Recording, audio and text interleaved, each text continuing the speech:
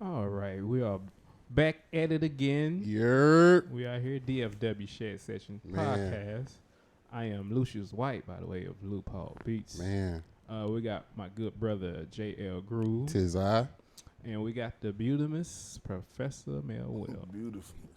Hey. Yeah.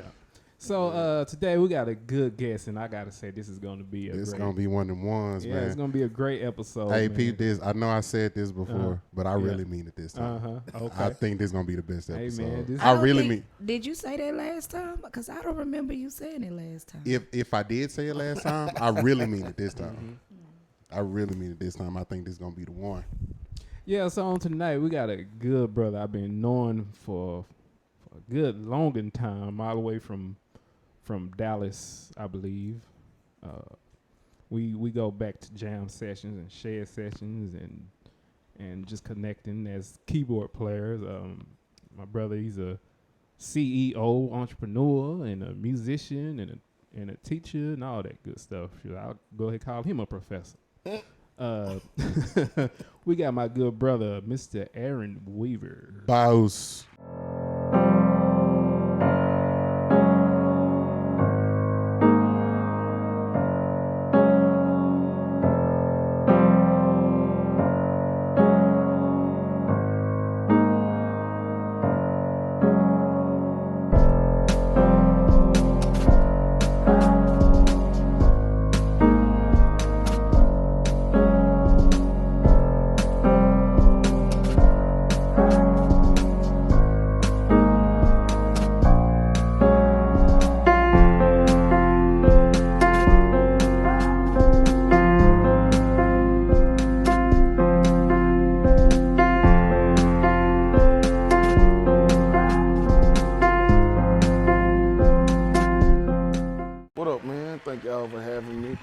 Boss.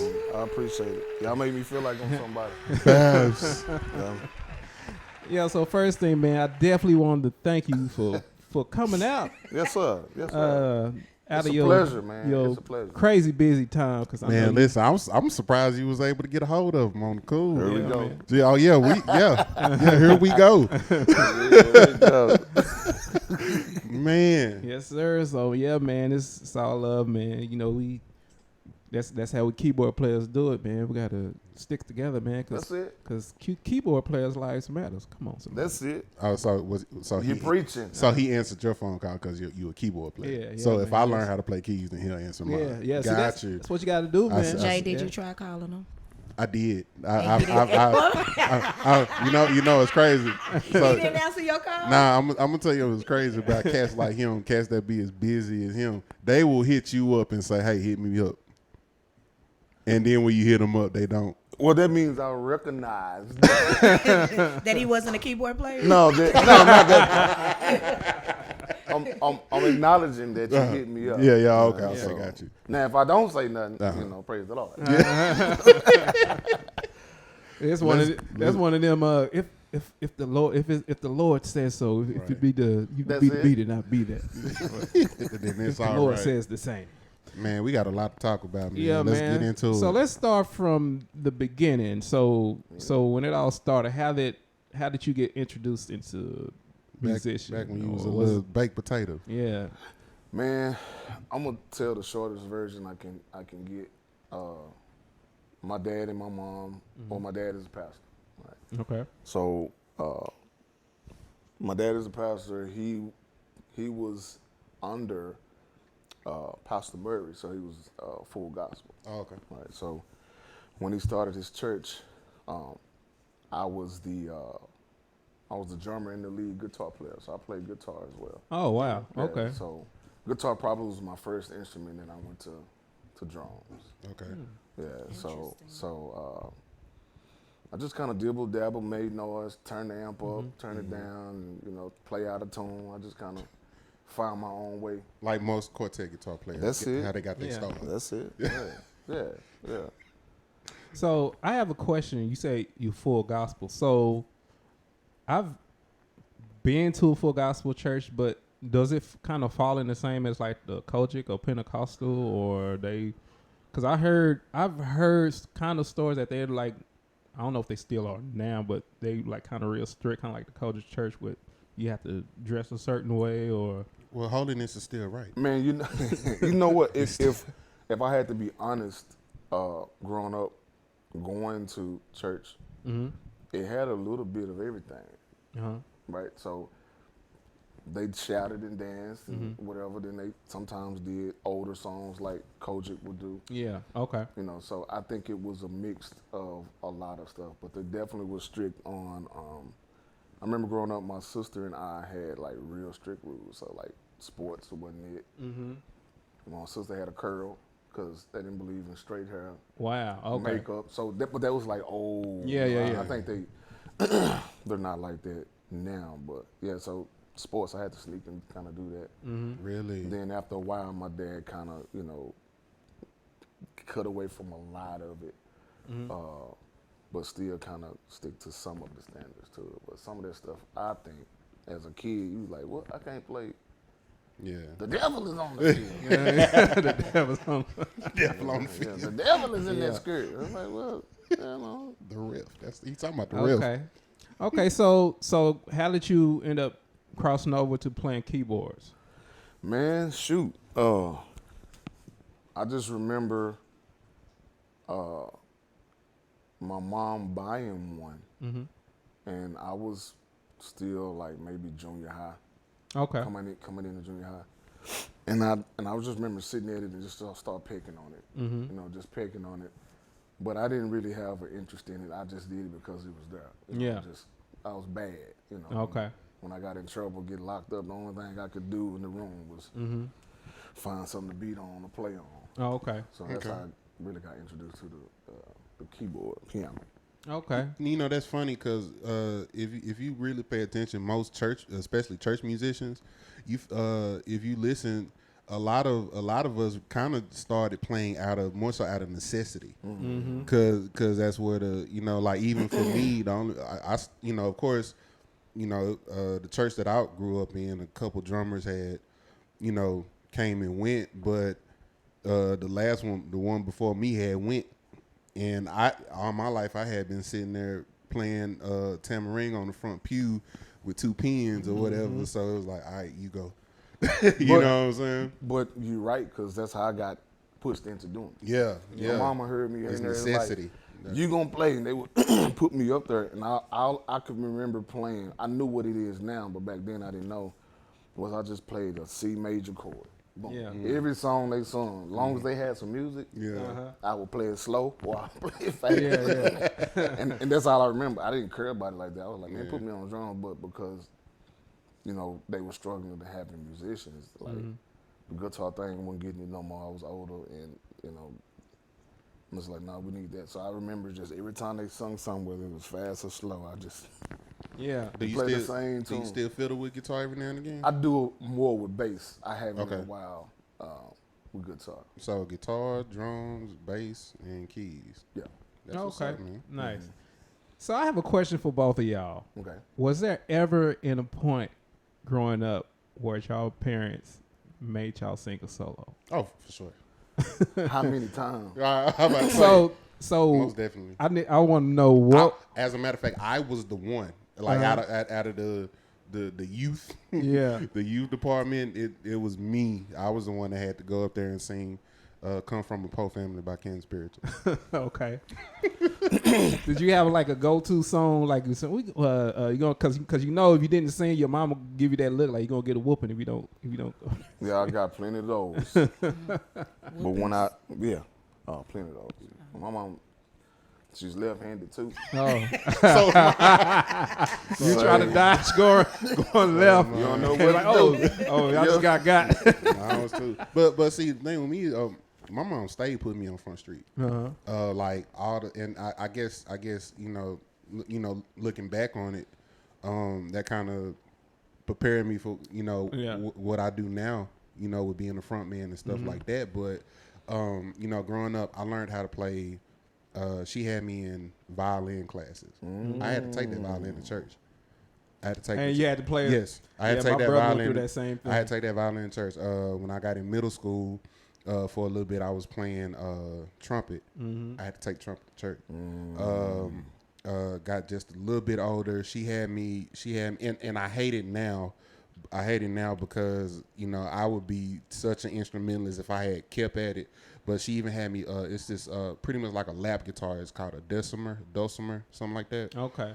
Just a guitar, just not a steel guitar, but just had me learn how to play. I had to take that to church.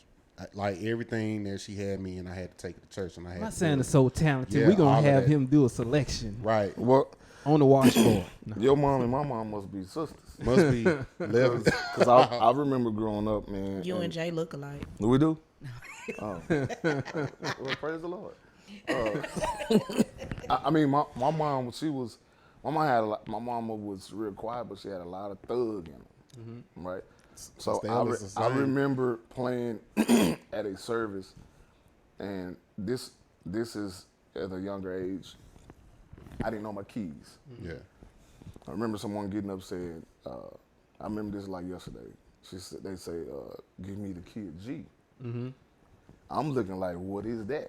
Yeah. Right. Like, who is that? What is that? Who is the kid? So the guy was like, right. So the guy was like, like, you hear me? Like, my mom stand up in church and says, my baby don't know C, G, F, element of P, but sang the song. Yeah. And he gonna play it. I will never forget that. That's when I said, if I don't learn these keys, my mama, somebody. Yeah. Somebody. I'm really learning this for y'all. Yeah. Not for me. I remember that, man. That is funny. We still talk about that to this day. But she bought me my first real keyboard, which was a RD 700. Okay. She bought that. She took me to, it was a Guitar Center in Mesquite at the time, maybe off of 80 or something like that. It was a long time ago. She took me up there to try to get a lesson, and I didn't want to do it. And she's like, well, I'm not going to make you do it. Now, was it Guitar Center or Brook Mays? It's probably Brook Mays. I was about to say, because Brook Mays was the back It's then. probably Brook Mays. Yeah. But she was like, you're not going to do this lesson, but you got to do something else than play that on this keyboard out here. I just bought you. So she really encouraged and pushed me, man. And that's my baby, and I was patting. Yeah.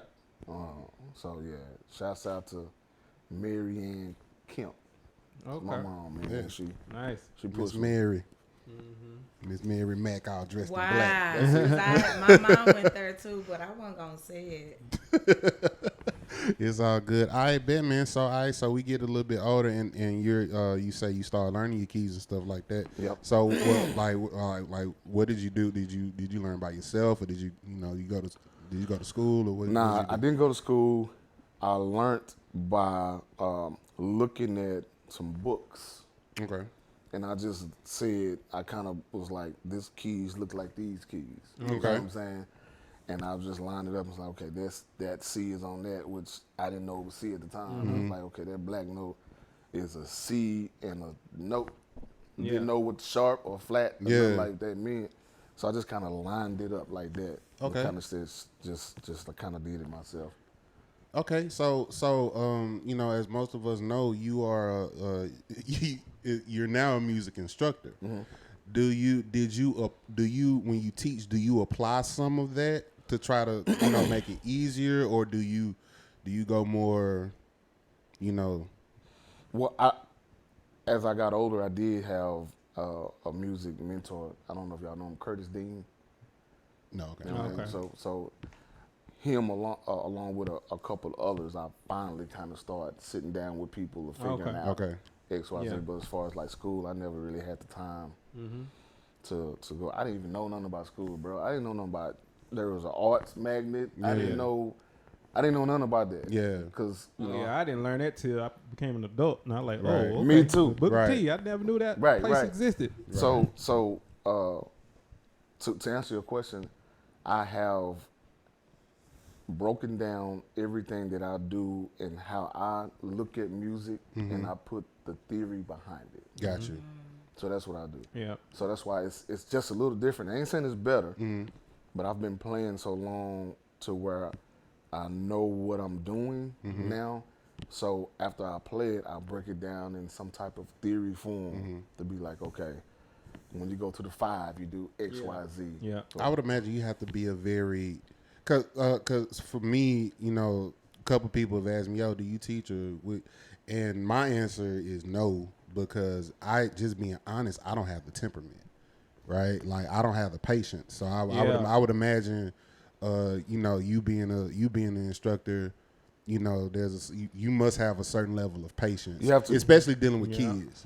You have to. So my youngest student is 4, and my oldest is probably like 68, something like that. Wow. So you're dealing with a lot of people, a lot of different levels. So my patience just come with somebody. I always think about somebody had to do this with me. Yeah. Like somebody had to sit and I had to ask 1 million questions and they never said, Yeah, man. You know what I'm saying?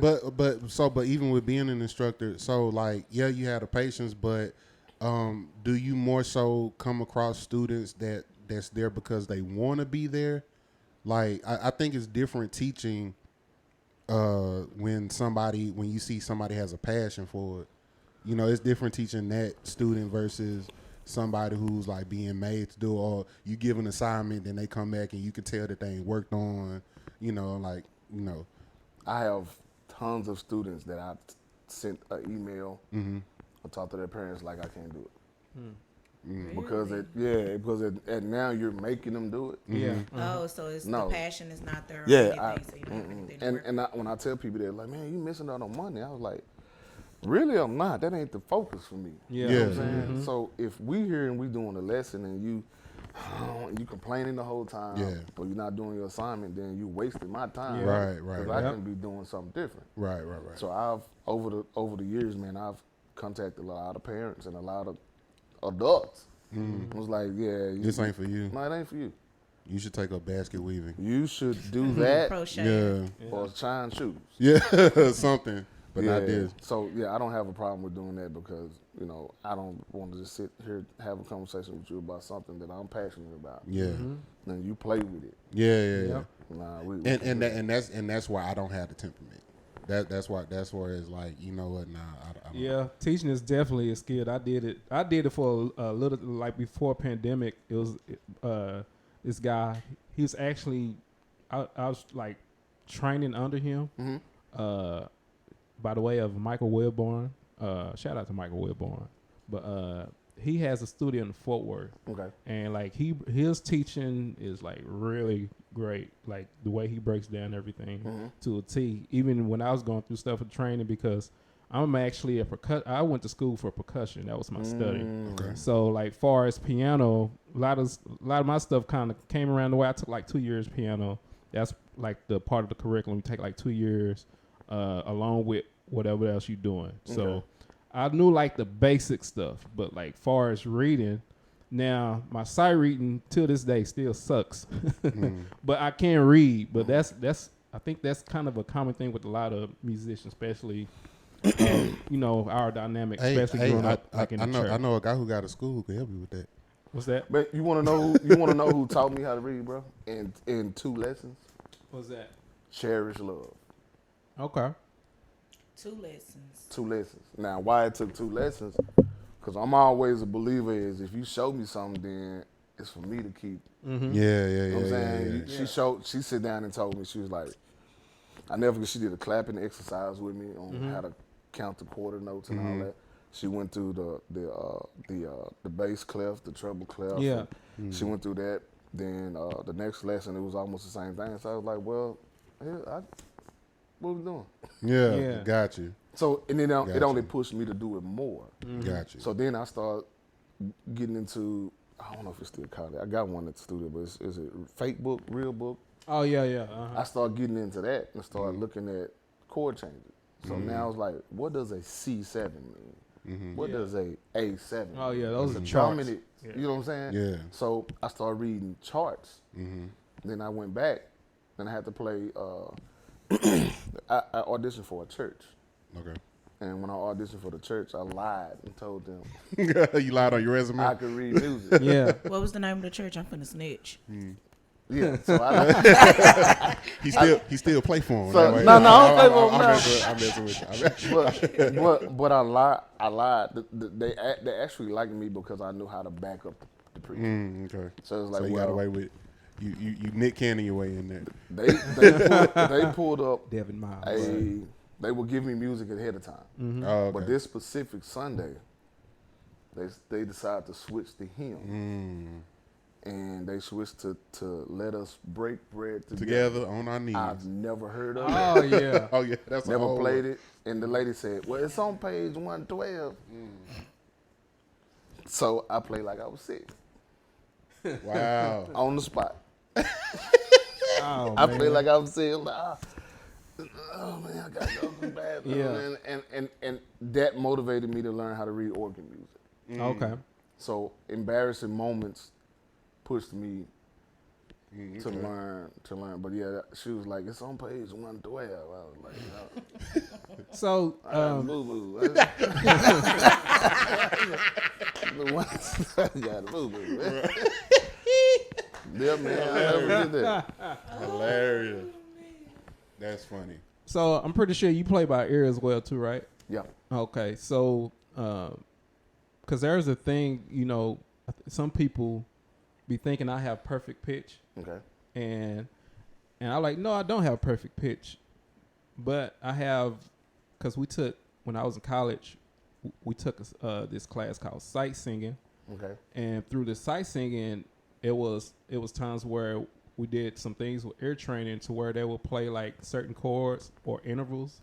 And it's like it's like training your ear to knowing what chord it was, what interval it was. Mm-hmm. So a lot of times when somebody just up and starts singing a song, and when I hear the melody where it's moving in intervals, I hear, okay, this note sound like this note, and then I play one note on the organ, and then I can hear the interval off of whatever they're singing. Then I got the key right then and there. Wow. Which is that's a very interesting thing that I picked up. But that's a gift, Doc. yeah. Come on, Lou, with the light flex. You know what I'm saying? He was like, well, I can do this too. For me, I just hear chords. Mm-hmm. Like, the only way I can tell what key is in is if it's in a key that I've been playing in recently. Mm-hmm. So if somebody's singing a song or I'm hearing a song, I can know if it's a diminished, or I can tell that. If it's a major, seven. Oh, yeah. Uh-huh. I can do that, but as far as just going right to the key. But I've gotten better. I used to go, so I don't do that. Yeah. Oh, yeah. I find me a part where I think it is, like, boop. That ain't it.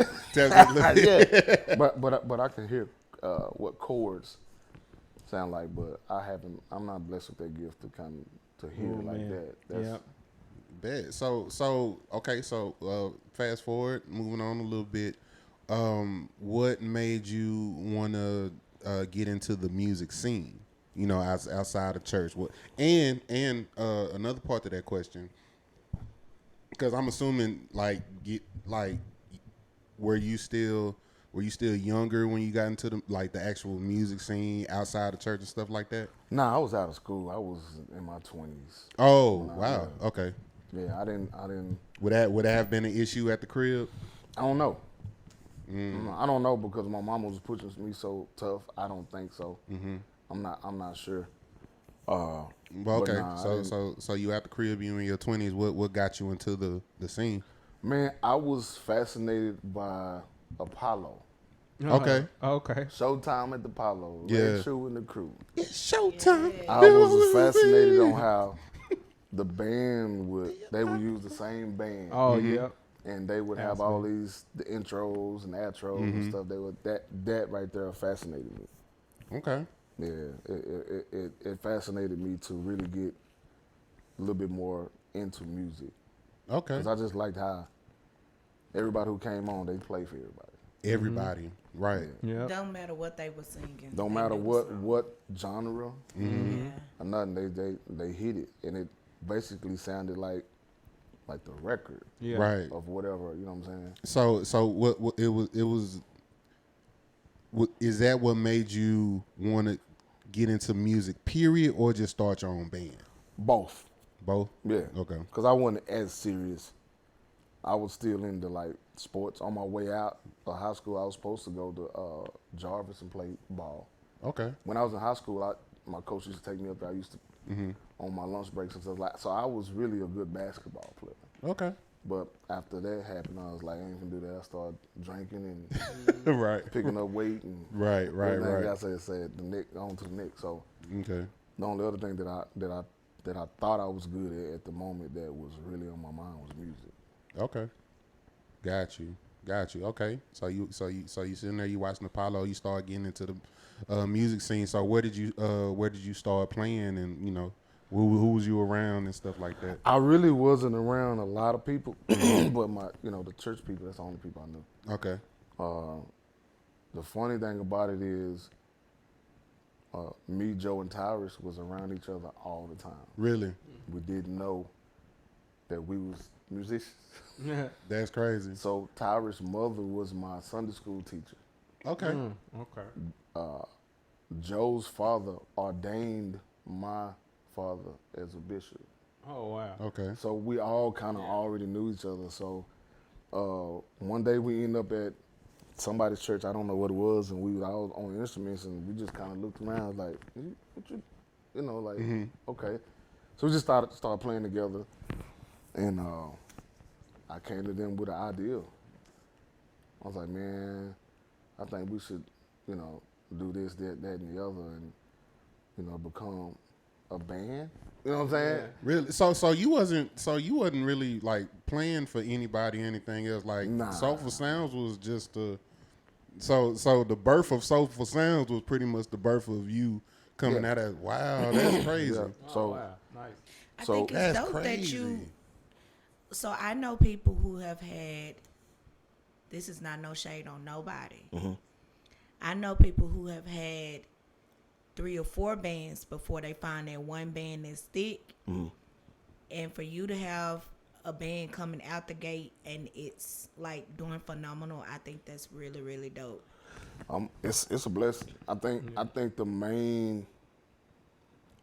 glue to us back then was we all was interested in learning this thing together, right? Wow. And we was like real friends before like the music thing really started jumping. Before music and Yeah. business and all Yeah. that get involved, So- who gonna get paid what Man, and all that. we Yeah. would play. Now JoJo literally would sit down and practice or whatever it is 4 to 5 hours a day.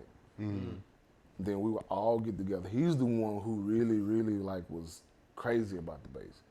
Gotcha. So we would get together every Monday, lock ourselves up at my dad's church and just play. We didn't know no tunes. We didn't know nothing. We were just playing. Shout out to Tyrus too, man, because Tyrus he technically he one of my OGs. He went to Mayshell too. Okay. He graduated. Well, he had graduated. Then I came in. My freshman year was the year after he graduated. Nice. Yeah. Nice, So, nice. but he would still come up to the school every now and again. Stuff like that. And yeah, man, Tyrus he was just one of them ones. But hearing because I've never heard the origin story of Soulful Sounds, Right. But a lot of guys, especially in the Dallas Fort Worth scene, when you talk about like where we started and stuff like that outside of church, you hear like Tufiji's Prophet Bar, stuff like that. But one thing that I've always noticed about you in particular, but especially like why y'all come around when y'all can. Y'all know everybody. Everybody has a high level of respect for y'all, but y'all. I don't even want to say you stay in your lane. It's like I got my own road. Mm-hmm. You know what I'm saying? It's like the same avenues you see that other cats traveled. Y'all went y'all own path, and then on top of that, you stay in your own path. You know what I'm saying? Excuse me. And I think that's like a super dope. You don't really hear a lot of that. Like I said, especially when like this was how we started, and like so. And how many years has it been now? Oh man. It's been well over 10, haven't it? I was about to Nah, say at it's least been- 10. I think 20. I think we're talking talking like 20. Man. Yeah. Since we've been together, Right. band wise, I'm thinking about the band. it's Yeah. been about 15. 15. Yeah. Okay. 12, 15, but as far as when we all kind of met, and Yeah, things, yeah. It's been a minute. Real quick, talk about that the very first gig, the very first Soulful Sound where y'all three got called to do a gig. Talk about. Oh, we actually got called to do a gig because we was playing at church. Okay. We was playing at church. There was a group called Tailor Made. Okay. And Sound like a quartet. it was kind of based, kind of quartet, Yeah. R&B-ish. I liked it because they had a little R&B flavor to it. Yeah. Okay. Okay. But we was somewhere playing, and I just remember being asked to do like a poetry, spoken word. Mm-hmm. Someone needed background music for that. We did that. Then my little sister was having like gospel lounge night something, and we started doing that. And people started just hearing us play together, and they would want us to go do other stuff. Okay. I met a guy, shout out to Herschel Cooper. I met him, and he was a promoter. Mm-hmm. So he would use us for all this stuff. Okay. So that means a lot of people would hear us. So you just talking about 3-piece, Yeah. Oh, Yeah. okay. right? So then keep in mind, we still young, so we didn't really know what to play. Yeah. We just played. Mm-hmm. We Yeah. just played. And Herschel would tell us, hey, man, y'all should try this, or y'all should do this, or whatever. So we kind of started implementing real songs. Because Yeah. we would just Right. play stuff we made up. So Right, we didn't right. know about the stuff that we found out later, like jazz tunes, Yeah. Mr. Magic, Caravan. We didn't know nothing about that, bro. We just would sit down like, let's make this song up. And just make And when we go somewhere, we're gonna y'all play making this. y'all make your own records. And Right. didn't even Pretty know. much. Pretty much. So that's how it really started, man. We actually started playing in churches. When my dad had some, all three of us would go play. When Tyra's aunt had some, we would all go play. So we just kind of built the chemistry. And y'all became that unit. Yeah, we just didn't play if all three of us wasn't together. I got you. Yeah, if all three of us weren't playing, we was like, nah, I don't want to do it. You know what? I think that says a lot. That says a lot, man, because clearly the formula worked. You know what I'm saying? Like making sure, because of course now, and I even said it. I just got to that point, even with my band. I just got to that point, and I said this before. Shout out to my good brother Mike Pugh. Okay. You know what I'm saying? Mike Pugh, he moved to Dallas, man. We met, and something just clicked between us. You know what I'm saying? Because at the time, and I got in trouble for saying this, but I don't care. It's my show, so I say That's it. Fight you know what I'm with saying? But it's like at the time, Funk Your Feelings was we didn't start funk. So untighten your ass, people. We didn't start funk, but at that time nobody was really touching funk. Okay. Nobody was really touching it like that. And bands would get funky, you know what I'm saying? But I'm talking about those deep cuts. I'm talking about Brothers Johnson, the deep cuts, the deep funk cuts from Prince, the deep cuts from Parliament Funkadelic, you know what I'm saying? Those tunes. Nobody was touching that. Mm-hmm. And getting on them B sides, bro. right, you know what I'm saying. So, I started that, and then I meet Mike Pugh, and at the time I'm thinking ain't nobody as into funk as I am. Then I meet him, and he giving me a run for my money, and I'm like, yeah, like bro, let's collab. And now it's gotten to the point to where it's like, man, I don't think I'm taking a Funk Your Feelings gig without Mike.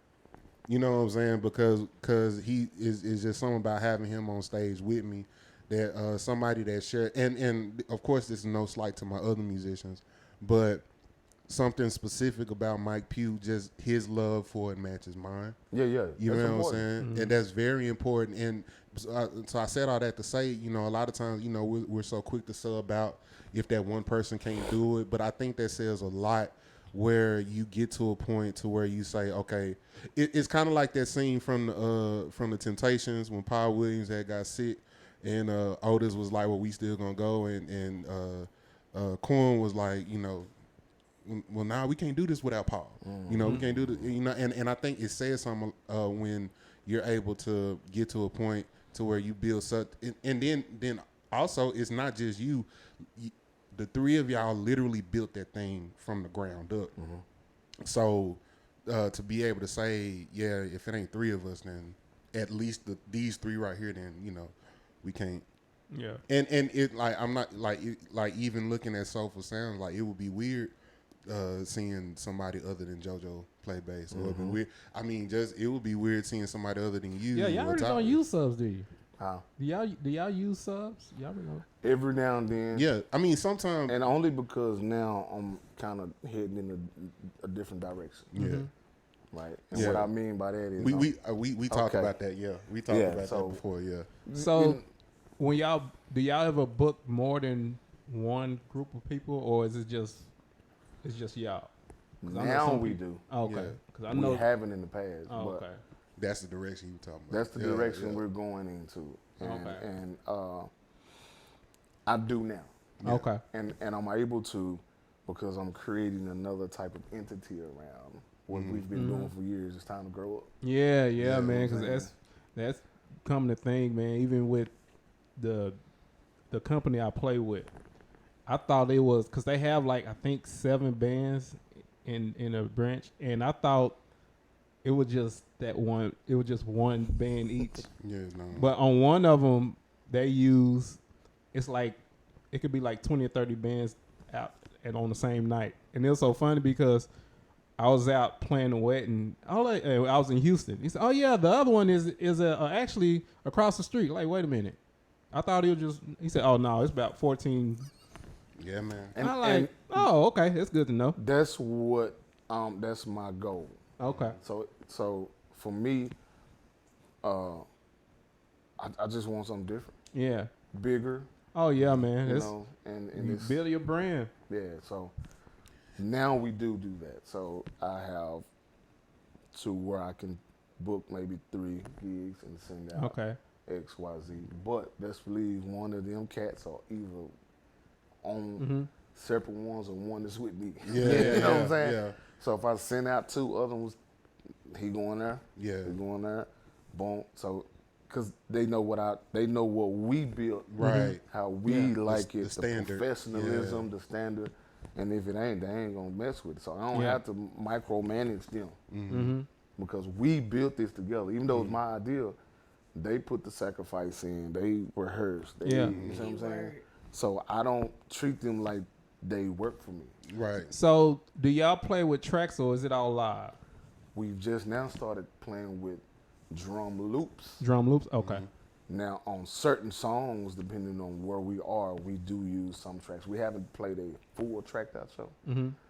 But depending on some songs, I will use stems. Did you start? Because I one thing I had peeped because in most, especially for your bigger shows, I've seen you normally you stack, but then I started peeping that you would actually do especially on like your go-go tunes and stuff like that.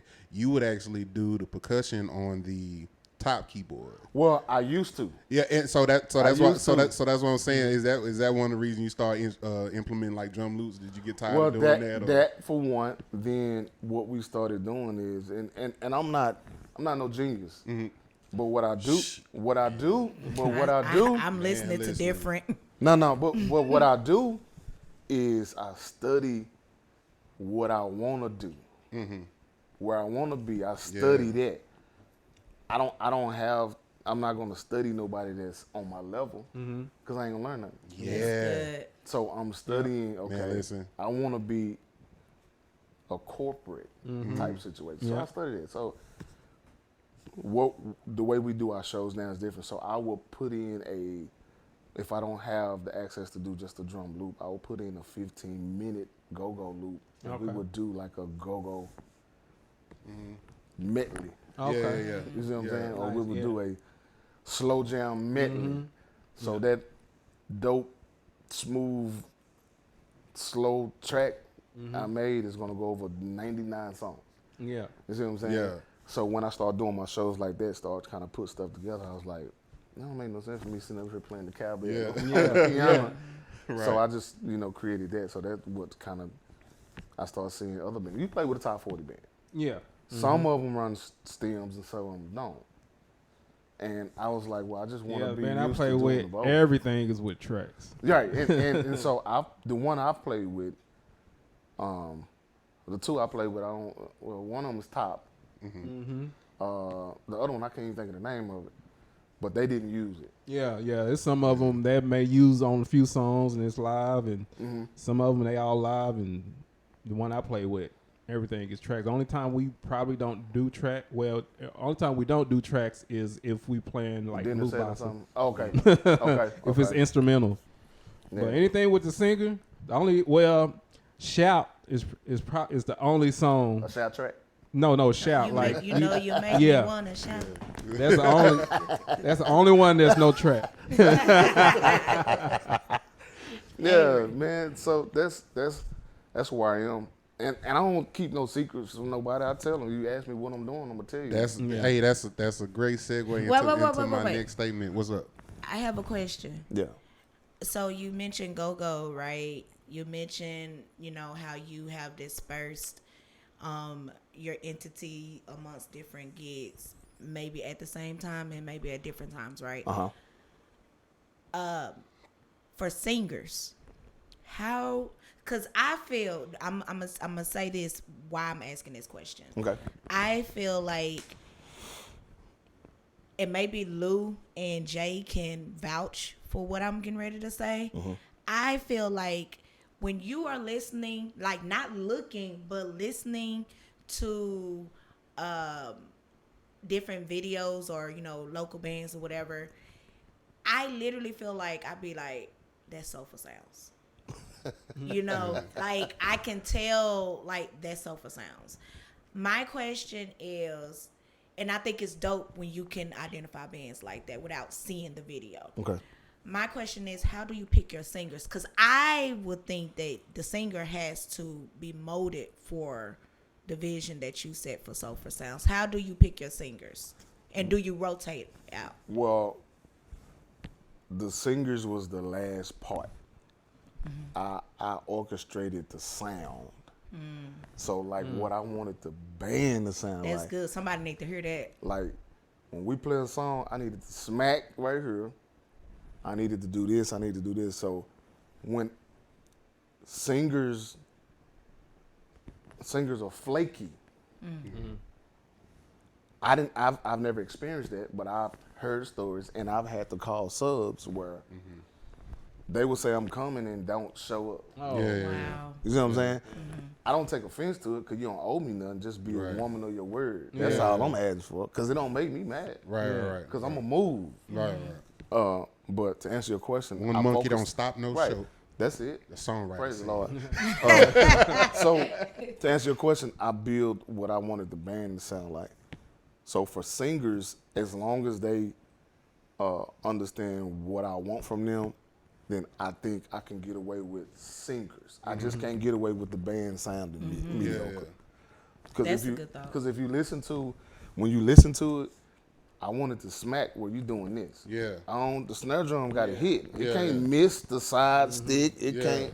Yeah. When you go for a lick, it's got to be a lick, boom, bam. It can't be like you fumbling over stuff. Yeah. The keys got to be. I done caught you a few times because I know you can play. Right. I ain't got to worry about it. Right.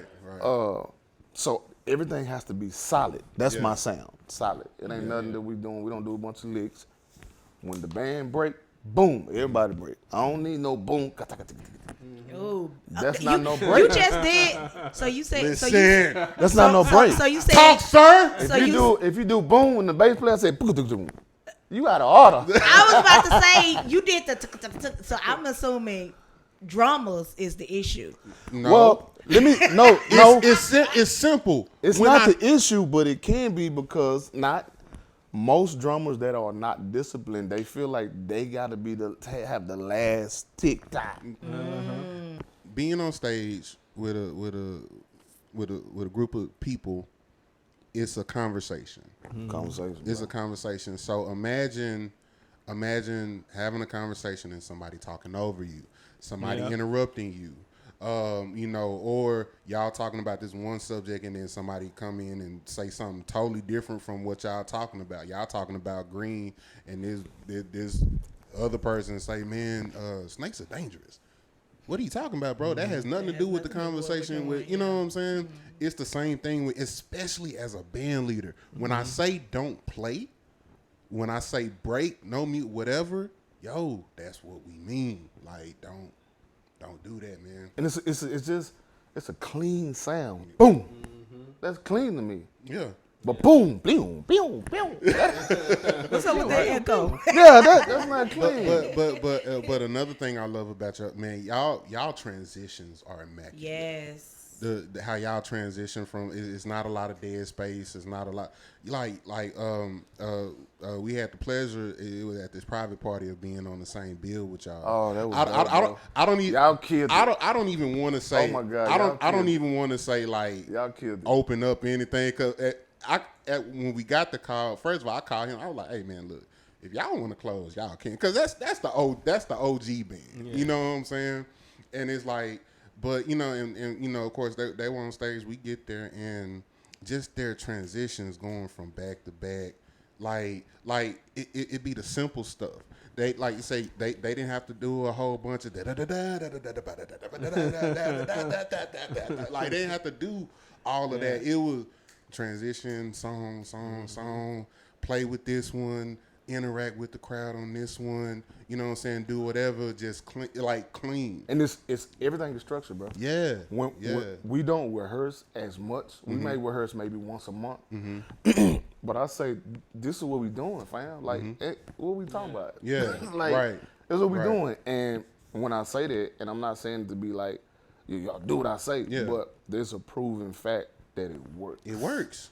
If it ain't broke, don't fix it. And there's another thing I want to point out. You know, when you saying not doing extra and doing so much, is most of the people that we're playing for, the band is playing for, most of those people are not musically inclined. Bruh.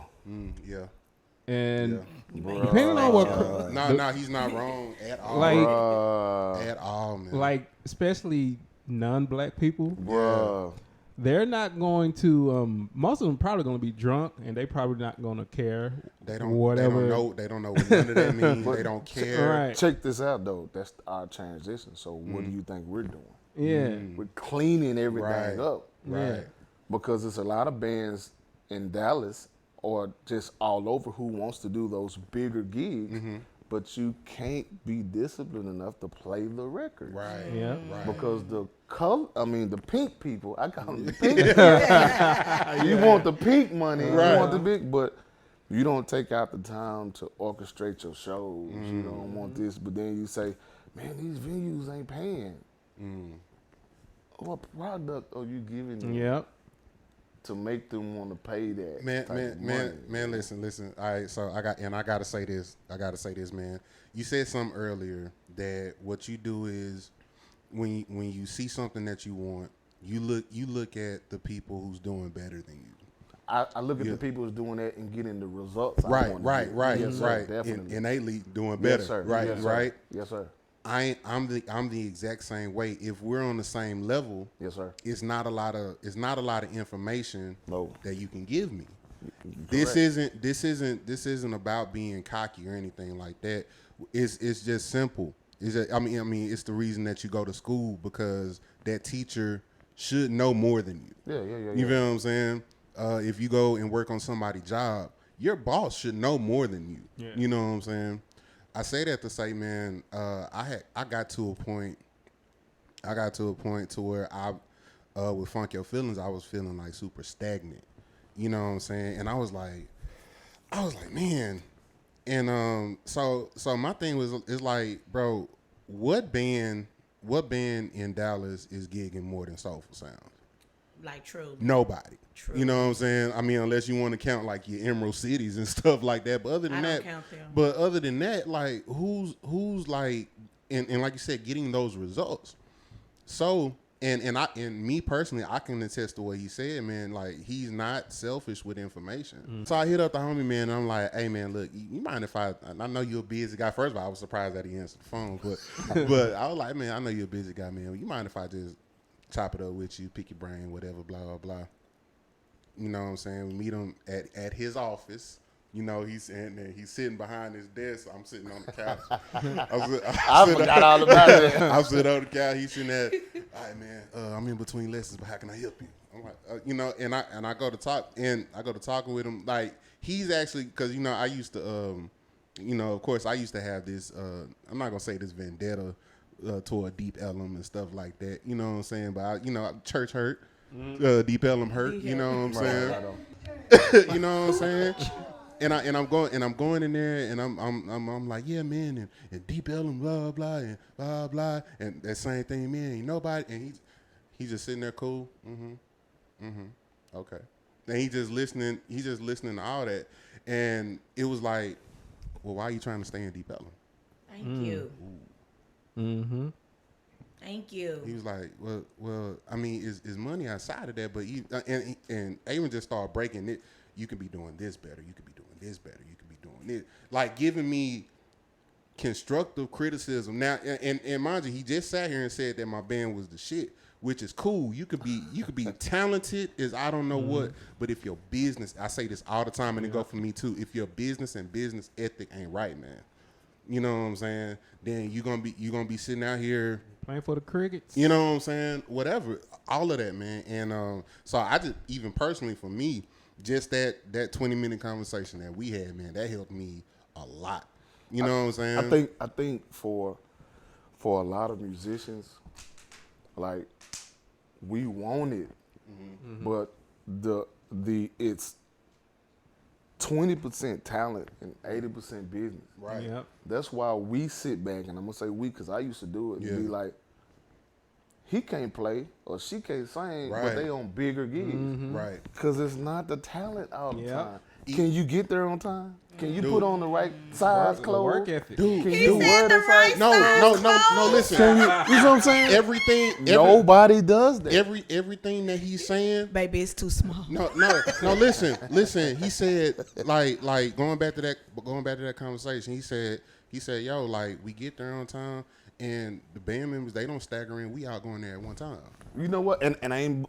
Yeah. And also, I'm not on time does not mean the time the gig starts. Right. I'm not being funny, but I had to set the standard. Yeah. And I told them, I was like, I don't care if this gig is paying XYZ. Right now, be on time. Right. And if you ain't on time, XYZ. Right. Yeah. But in order to do that, I had to be there before they get there. Yeah. Yeah. So they can see, boom, boom. And this is not early stages now. I don't have an issue with that because they know, make sure your whatever the attire of the event, don't just wait to, see, a lot of us, we wait till we get the bigger gigs and want to dress up. Yeah. Or if you're going to do a top 40 gig and you're going to wear what they tell you to wear, why you can't do that with your own stuff? Yeah. It don't make sense. Another thing. Now you're a puppet. Yeah. No, facts. Not facts. Another thing. He's the reason I got on myself about my merch. Because even with that, he was like, by the way, shout out to the we're dropping the summertime fine funk your feelings couture, you know what I'm saying? But that's it. but you know, and he was like even like with making money, selling merch, having a table, having this, having something people can take. Like, he's giving me like, and this is stuff innately that I really like. You kind of already know, but it's just something about hearing it from somebody else. Hearing it from the right person. Yeah, you know what I'm saying. And the proof. Yeah, and the proof. Because somebody tell you that they ain't did it, they don't know nothing about it. Right. Well, you don't have nothing to show for. That shirt is dope though. Yeah, I appreciate it. 5X for me. I got you. I got you. Well, 4X everybody. 5X before Did you Steak say and Shake. 5'6"? We're gonna edit that out. That's it too. That's in the word. But yeah, man, just sitting down having that conversation again with somebody who has the blueprint, who has the proof, and it's like, yo, this actually works. Which kind of segues into my next point, man, because you say you're not a genius, but you know sometimes it just be the simplest stuff that we look over, and you implement that and that make you a genius. Now, mind you, that 20-minute conversation that we had, he actually didn't have to have that conversation with me for free. Yes. Yeah, especially because of a business venture that he started as the Bum Project. So let's talk about the Bum Project. Well, what that is it's a boss up movement. That's what it's called. I started that to Because cats like me. no. It really didn't have anything to do with musicians. Yeah. It just trickled that way because I'm a musician. But a lot of people would, bro. If I could, I don't want to put nobody on blast. But it's You don't have to say their name, but you can talk But about it's it. so many people that inbox me and say, "Can I have a conversation with you about XYZ? Can I do this? Can I have?" And it's not that. Well, I got a relationship with you. Well, bro. yeah, I mean, still. It's people that I don't You even. owe him money. So Pay this man. I owe him a 5X. So I would always get that, man. How did you start? What do you need to get your business started? What how did you do with the band? How did you do with the school? What you doing with XYZ? You know, I got a transportation company now that I oversee. So everybody's like, yo. So I was like, now y'all taking up our time. Yeah. You know, so what if I put a program together that says business structure? You do the XYZ and you pay to come there, but you don't only just get me, you get other people who've helped me. You know what I'm that's saying? dope. Yeah. So then it just trickled down to a lot of musicians started hitting me up and saying, I was like, man, I can only tell you what I did and what I'm doing and what I'm about to do. Right. You can take it and you can use it, get your idea. I'm not scared to do that because what's for me is for me. So I ain't scared to tell you that I'm trying to transition into to doing. I'm not scared to tell nobody that because I'm gonna do it. Yeah, you know what I'm saying? Because I'm gonna do it disciplined. regardless. Yeah. So if you do it, if you need my help doing it, then I'll help you. You know what I'm saying? Cool. So I never was that type of person, but that was the purpose of that. And it also made me learn more because I got to teach somebody. Yeah. Right. When you got to teach somebody something, you want to get into it more because you want to be absolutely 100% correct. Yeah. Man, now, so even getting into the business, because, you know, we do our research here on DFW Shed Sessions. Oh, Lord. So even getting into the business, right? So because one of the things that I respect about you is, you know, and just like you said, a lot of your business isn't just on stage. You know, it goes out. So not only did you put yourself in a position to where, you know, you can do this, but I've been to your office, right? But right next door is your sister's hair salon, and you bought both of those. Yeah. So now the family can eat. So technically, she has it, but I was responsible for putting it all together. Right. So she's literally next door. Literally next door. Oh, nice. Yeah. You should shout out her hair salon. Erica Marie. That's her name. I can't remember. Right off the back, I can't remember the name of the salon. But I got you. Yeah. All right, so shout out Erica. You know what I'm saying? And it's like, so what? Because again, you know, a lot of people aren't as one, they're not business savvy. Two, they're selfish, right? And it's like, so what was it that made you say, you know, okay, well, I see my sister, she over here doing this. I see this opportunity. I can put this together, have her right next door to mine. Like what was that mindset? Well, we bro, when she started doing hair and I started really trying to take music together, we stayed together. Okay. So the kitchen was her I got you. Oh, that was deal. that's and a cubicle. Yeah, right. So she was in a situation that wasn't comfortable for her. I had. Because you in there trying to make a sandwich and she. What she I'm in saying, doing, she in there doing kinky I'm saying twists. how she ended up next door. Got you. Is I build a lot of relationship with people. Got you. So relationships. yeah, so Yeah. I did some finagling and she came up. She Come on, liked the finagle. place and everything happened, but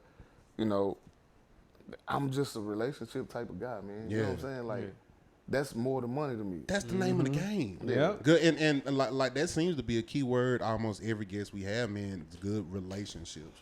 relationships. Sometimes, you know, it's when you know certain people, man. When you know certain people, it's like, you know, that's really the key to everything, man. Everything that gig, that whatever, you know what I'm saying? So it's good relationships. Most of the time when y'all see us and we're opening up or we're the band for these big artists, it's because I'm good friends with the promoters that bring them in. So we're the first call because they know we're going to be on time. Right. They know we're going to learn the music. Everybody in the band reads music. So they know that we're going to have the best, and we're going to do our best to make sure, you know, everything. So when I'm officially Kiki Wyatt's music director when she's anywhere in Texas, anybody else come, when we get the call, most of the time it's because we know y'all three going to come. We know y'all three play together. Right. We know we ain't got to worry about calling such and such from this place. get. Yeah, we ain't got to worry about this person being late. When I call you, you're going to bring them. And if it's anything that's needed outside of that, you're going to make it happen. Yeah. Can we unpack that real quick so we can give game to the younger cats? Of course, when we talk about relationships is give and take. Yeah.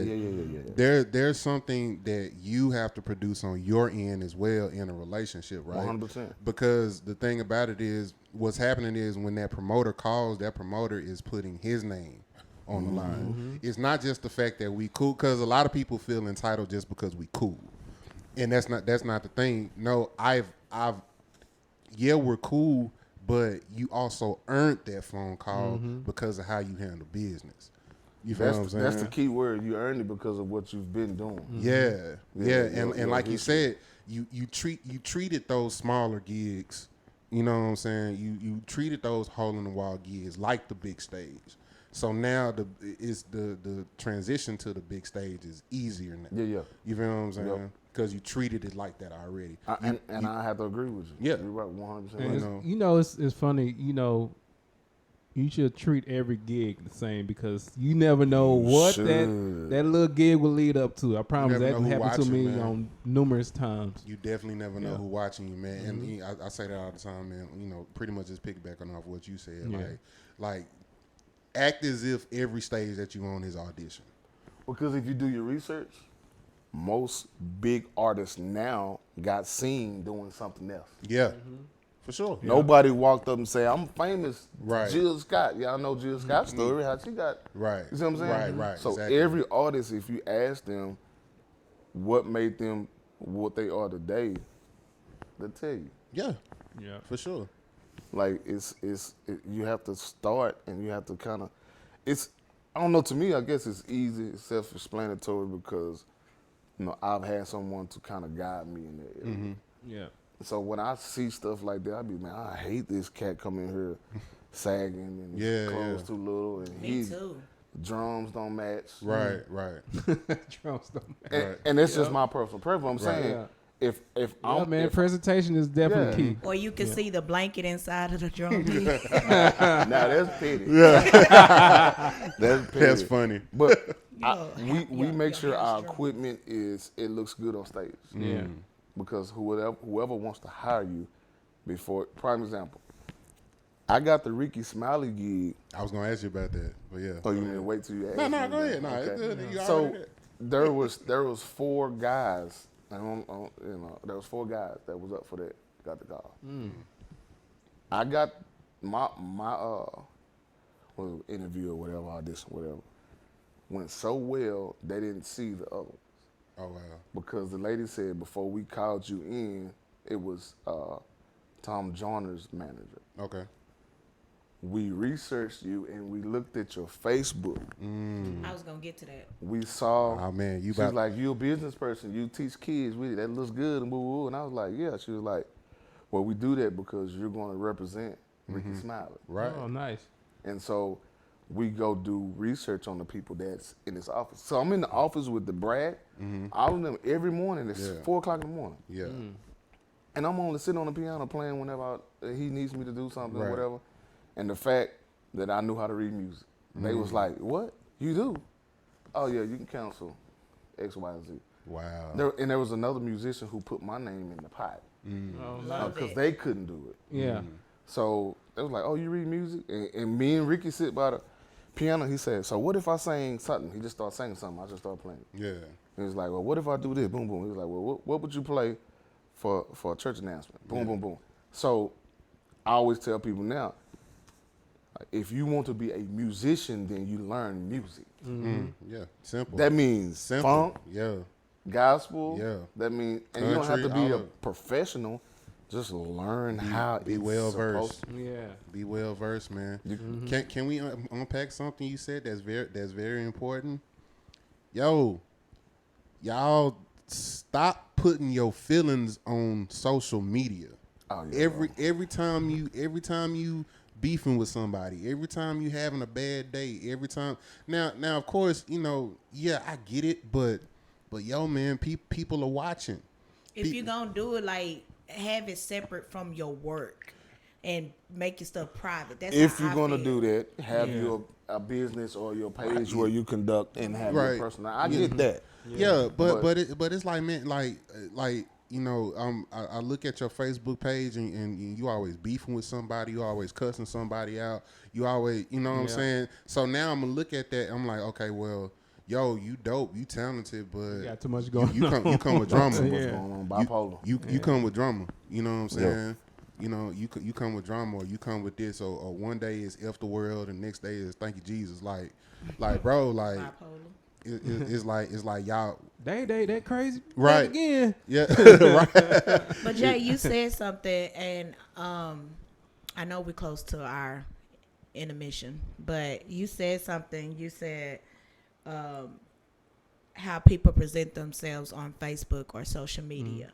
So, because we do our research, I love the fact that you have a website.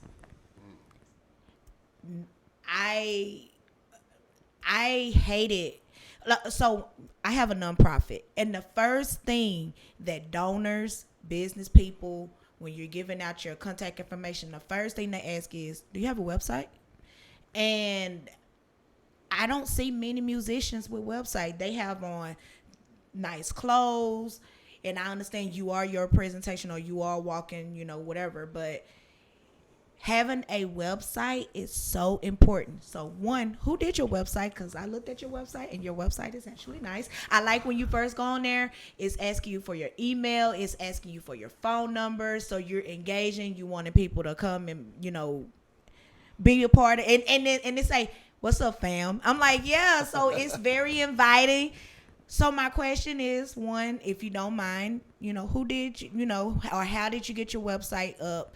And then two, why? Because I looked for your handles, and most of your handles, is your website. So why did you go that route instead of just having a different handle? So I have a mentor, right? Ooh. Yeah, I have two mentors. Mentors. Right? So, and she happened to be a 6-7 figure income person. That's important. Nice. And she's a content creator. And she whooped my butt. At everything that I think I know now, she came in and said these 2 words. So you work harder when you don't. So you don't want to sell nothing. You want to be found. Ah. Nice. That's good. So you want to make yourself available versus trying to always telling somebody, buy this, do this, do this. You put yourself out there and say, and make it inviting, right? And make the presentation cool. So she did that. Her name is Shauna Freeman. All right. She Shout also, out. yeah. So she sells women clothes, amongst a lot of other stuff she has going on. So she did the website. She's still on me about other things that I need to do. But she did that, and she told me what it would need to look like, right? So as far as that, my personal website, so, I released some stuff, not, the other day. Yeah, we got that. We was going to get into We that, gonna man. get into that. But yeah, she did that, and that was the purpose of who are you? Yes. Okay. That's important. Who are you? So 'Cause I went and took them old. A lot of people know Soulful Sound. A lot of people don't know Avery. That's what she was saying. So Yeah. if you're gonna brand the band, then brand yourself. Why not? You are the band. Right. Yeah. Now brand yourself. Yes. And that's And I gonna was put like- more eyes on the band as well. Yeah, 100%. for sure. So you got a circle going. Yeah, exactly. Yeah. And don't nobody come out of that circle. Exactly. Everything is you or them. You or them. And you are them. And them Right. is you. Yeah. So everybody in the same circle, right? That's good. So she did that. Shauna Freeman is her name, and she does do websites. She taught me how to go on the back end of my website to change what I need to change. It was so much information for me to take till it really got overwhelming. I had to take a break from it. But I was like, nah, this ain't gonna whoop me because at the end of the day, it's gonna You be ain't no beneficial. Nah, Yeah. it's gonna be beneficial. So I had to take a 2-day break and be like, man, hold up.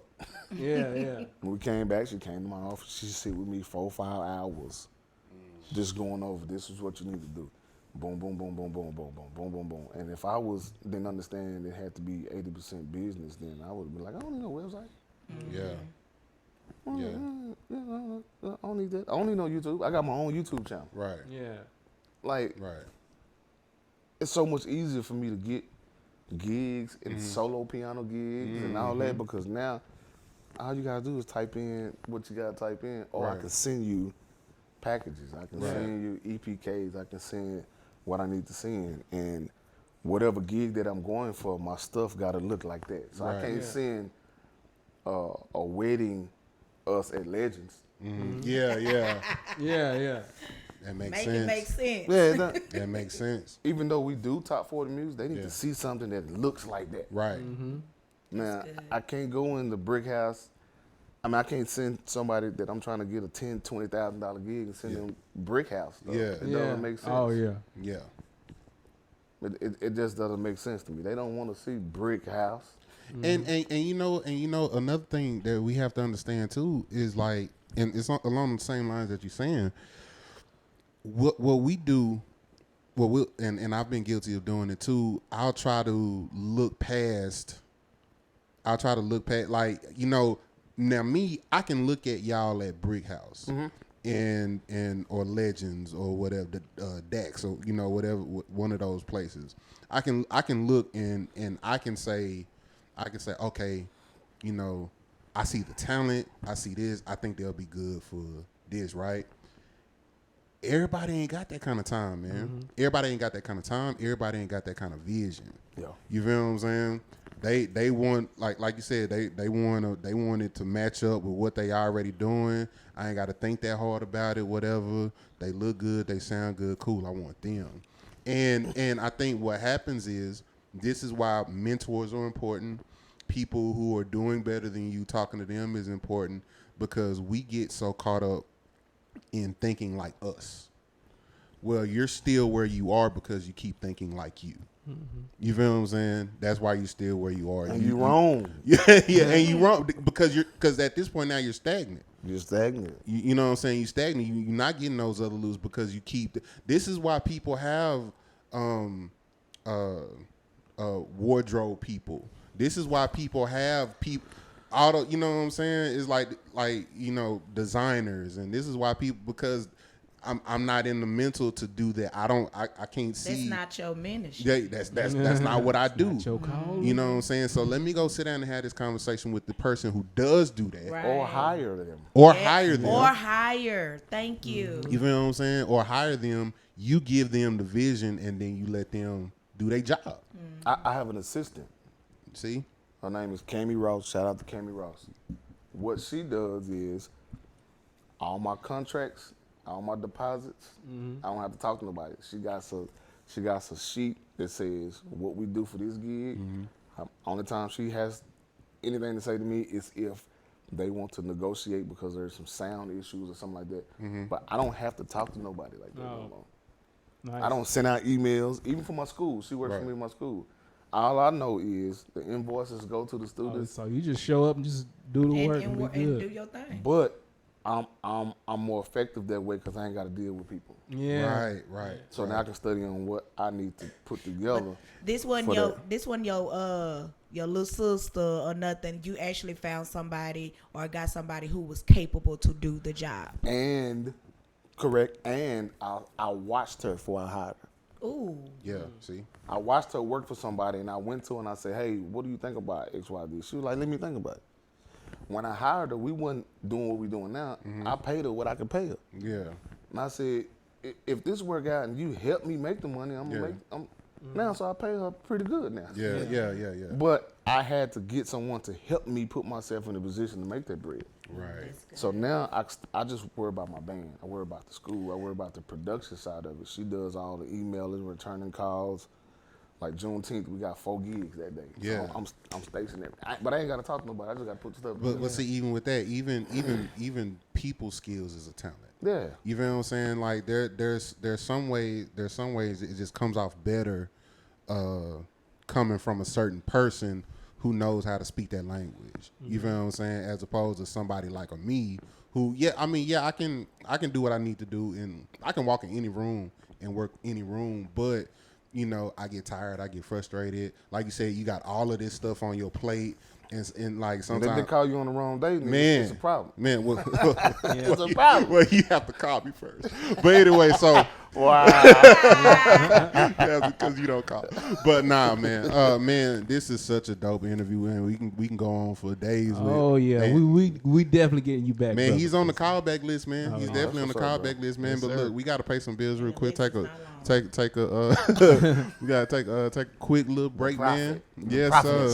But we gonna be right back. Y'all don't go nowhere. All right. What up, everybody? What's up, fam, man? Y'all are here with your boy, Mr. Music, a.k.a. The Boss. Listen, if you have not, man, definitely go check out my music school. I have a school located in the DeSoto area called Mr. Music School of Music.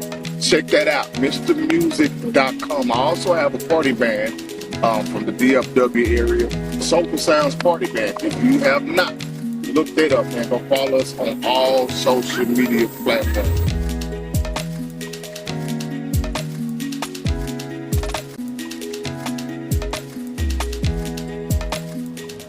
See, I'm a photographer. You feel what I'm saying?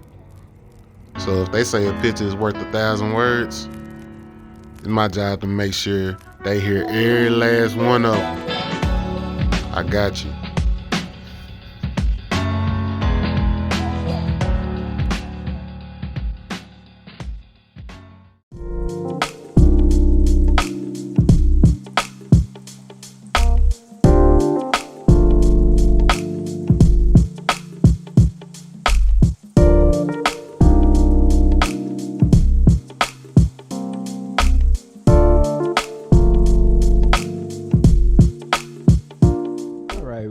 Back. Let me adjust this mic stand. We are here.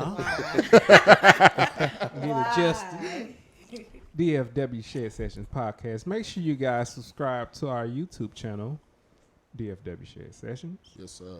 Also, you guys follow us on TikTok and Instagram under DFW_Shed Sessions. And also follow us on Facebook at the DFW Shed Sessions FB page. So let's get to these social media plugs. Brother J Ell Groove, where can we find you on social media? Man, you can find me pretty much everywhere. Facebook, Instagram, Who is J Ell Groove, Toxic, J Ell Groove. If you want to ride this funk train, you can also follow Funk Your Feelings. It's FUNKYO Feelings on Facebook and Instagram. Also, if you want to dabble in, some of this funk you couture, you know what I'm saying? That's it. Hit me up with that as well. Also, man, if you need a photographer, videographer, anything like that, you can follow me at Another Groove Project, because that's just another one of my projects. So that's Another Groove Project. Okay. OnlyFans. Did he say OnlyFans? He had slipped it in real quick. Real smooth. OnlyFans. Okay, so Professor Melwell, where can we find you on the As social pastor, media? but go ahead. So you can find Instagram. Oh, He definitely. He said me. Oh, I not thought you you. were talking about me. Yeah, Professor Oh, I Melwell. thought I'm sorry. Professor. I know you teach. I'm sleeping. That ain't it. Oh. As my lower third is showing up, and Right. he's talking. That's funny. Goodness. You can find me on all social media outlets at Professor Mel Will.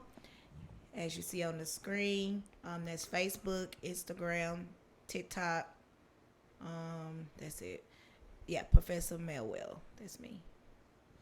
Nice. And me, myself, and I, you can find me on just about everything. Just put in Lou Paul Beats, and you find me on TikTok, Instagram, and you will find me on Facebook. And also, I have music. Just put in Lou Paul Beats. You find it somewhere around there. I don't know, on YouTube. And so we got my good guest brother over here, Mr. Bouse. Weird. Now it's your turn. Oh, me? Yeah. Oh, Bouse. y'all want me on the program?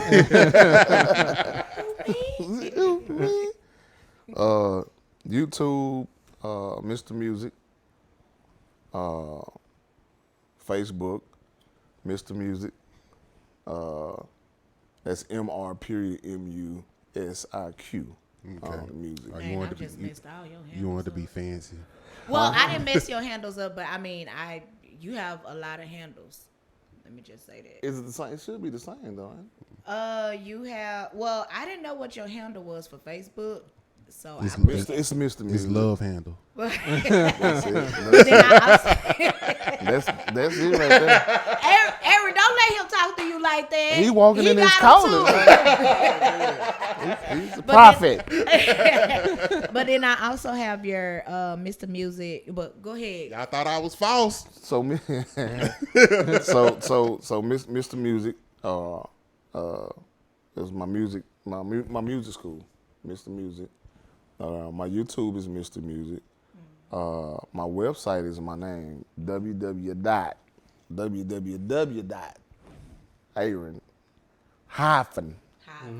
www.aaron-weaver.com. Then my band page is Fans of Soulful Sounds. That's my band page. Where did Mr. Music come from? My uncle gave me that name when I was dibbing and dabbling in all those instruments. He was like, you just a little old Mr. Music. You didn't like drums? Out of everything, I probably liked drums the best. But Did that you wasn't. play it? Yeah, I played it. Oh, okay. But they weren't I paying. digressed then because I was about to make a drum joke, but They weren't paying like that back then, no. and They they wasn't getting the girls. They weren't getting the girl. Really? I'm talking about back then. Oh, okay. I ain't talking about now. Now the Jay drummer. said he get all the girls. Yeah, that's true. Drummers That- do. that- What I'm saying, back Does then, not get all the girls. back then, I'm you get know, wholesome. back then the drummers was snotty nosed and tighty shoes and some. So you know, That's why he don't like sagging drummers now. that way. Pull your Pants pants up. up. So yeah, you can find me on that, and all my informations and flyers and numbers and everything is on that. Yeah. On that information whenever you pull it up. So whatever you need, if I can help, I'm with it. And you can Google you because I And you did. can go. Did you? I didn't know I was Googleable. He's Googleable. Am I Googleable? He is Googleable. Oh, praise God. Yeah. You definitely and your Googleable. band. And my band, praise the Lord. That's what's up, man. So, man, we've been having a super dope conversation, man, with the business guy, the boss. You know what I'm saying, up here in the DFW area. So, man, we need to talk about this project that you just dropped. Hey, before we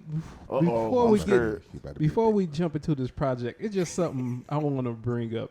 This was something that happened some years ago. You probably remember.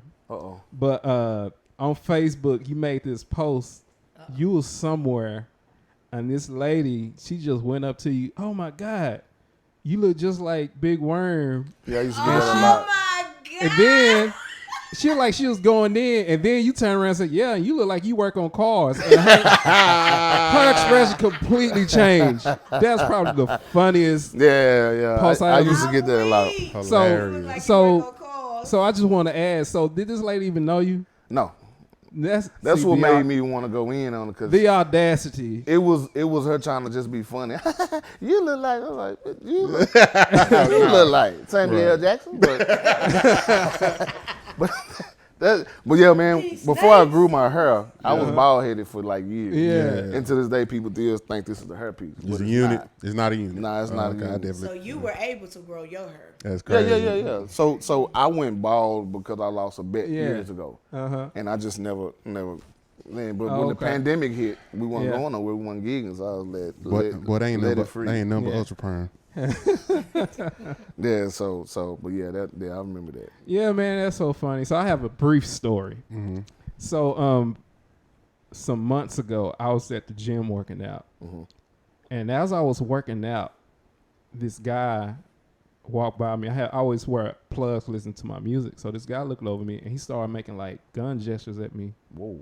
And doing, but it wasn't nothing, bad. I was like, why is he doing that? So I put my earphones. He's like, yeah, Gunna.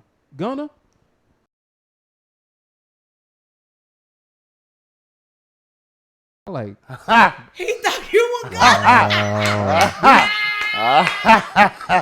this dude thought he really thought, he didn't say I look like, he really thought I was him. Wow. And the funny thing is, I didn't even know who Gunna was. I'm like Gunna. And then he like, yeah, Gunna. And then I thought about it. One of them He young must be boys. I'm thinking he must be a rapper or something. I said, One of them oh, young bro, boys singing hippie no, hop. I'm not a rapper. He said, oh yeah, man. And he gonna tell me, yeah, you Gunna. Wow. That is funny. And he The just whole time held- you thought holding the your whole- life was in the balance. Yeah, holding the whole conversation. And then the dude was like, yeah, man, I like that song you did with Chris Brown and blah, blah, blah. Oh my God. I mean, just going in. So then I just went on here and just let him have the conversation. Then he walked off. So then the next day, I went and got my hair done. The lady I talked to, she's young. So I brought her up to Gunna. She just busted out laughing. She said, ain't no way you could be Gunna because Gunna is locked up. Oh, so they let you know how much he know about Gunna. Yeah. Was he white? No, it's black. Black. guy. Oh, But wow. I dude, didn't know how he looks, Was he pink? he Was look it older pink? than Was me. it pink? Yeah. Oh, really? Yeah. That's funny, dog. Yeah, that's So what I guess- I had to look him up because I like, who's this Gunna dude? And then at first I don't look like this dude. And then as I kept looking at the photo, I said, oh, you know what? I do kind of look like this dude. Oh, wow. It's the hair and the glasses because he kind of had the same kind of glasses I do. But anyway. That's funny, Yes. bro. All Yeah. black people look like somebody, huh? Somebody. Man, yep. That's crazy. So let's get into these projects, brother. Yeah, man. You dropped a project called Breath. I'm sorry, Breathe. That's it. Same difference. It's called Breath. Nah, man. So let's get into that real quick, man. My first question is just let's talk about the name first. Right? What's the concept behind it? Man, I don't never do everything I do has a concept. It sounds weird and it sounds It's as So- it should be. When I started getting real busy as a musician, I started having real bad anxiety. Okay. So when I would go to the doctor, they would tell me to do breathing exercises, Okay. do work, do things that take your mind off of things. So I immediately started thinking about music. So once this was years ago, but once I figured out I wanted to do this project, I was like, why not just call it Breathe? Because when you're meditating, that's what you're doing. Yeah. When you're praying, that's what I hope you're breathing. Yeah. You know what I'm saying? So I just figured like, okay. No, why they not. They holding their breath. That's why they be passing out in church. That's they it. not breathing. you got to put the Let me cover on. find. So that's what made me name it that, because Okay. I kind of centered it around relaxation. You know what I'm saying? Oh, okay. And that's where the name came from. Meditation music. Okay. Yeah. So Oh, dope. Okay. So this is a situation. So this is not a Soulful Sounds project. no, This is an Aaron Weaver project. So what made you kind of want to be Beyonce and the Destiny's Child? well, actually, Okay. That's what you did. See what I did? That was smooth. That was smooth. Again, that's part of my branching out and creating an entity. Yeah. Okay. But what I'm working on, this is an introduction to my solo piano project, Okay. which Nice. is going to consist of Tyrus and Joe. Okay. You see what I'm saying? Gotcha. Michelle You see what I and did? Right. I see what you. Yeah. You see what I'm Yeah. saying? Yeah. So it's just I'm just creating some things around the whole soulful sounds That is umbrella. dope that you take them with you. Oh man, I get a call, I'm calling them. Yeah. Hey bro, what y'all doing? We can't.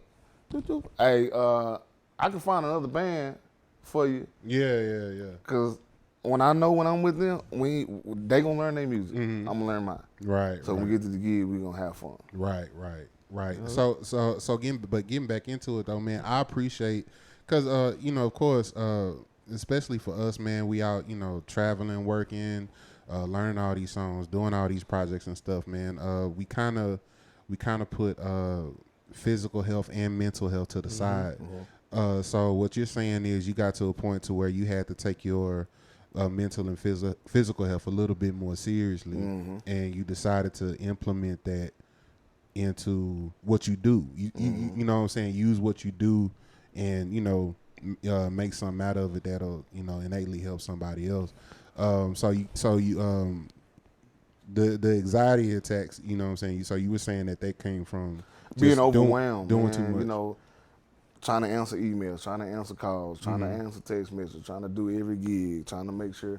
So I didn't have no help, so I was just a one-man show. Then my everything would just break down to where I started having anxiety. If anybody knows about anxiety attack, it just feel like you about to have a heart attack. Right. You just feel so overwhelmed that your body and your organs are just like shaking.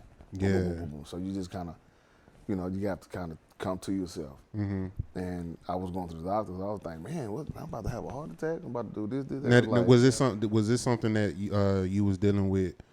You been dealing with, or did it just? It didn't start until I really started getting busy. Because I didn't have time to do other stuff. I wasn't eating like I should. I wasn't managing my time. I got you. So now I have even your U time. Yeah, I have a strict day. Every day, every hour is planned out. I don't do nothing outside what I say I'm gonna do. That's good. So I have a 90-30 rule.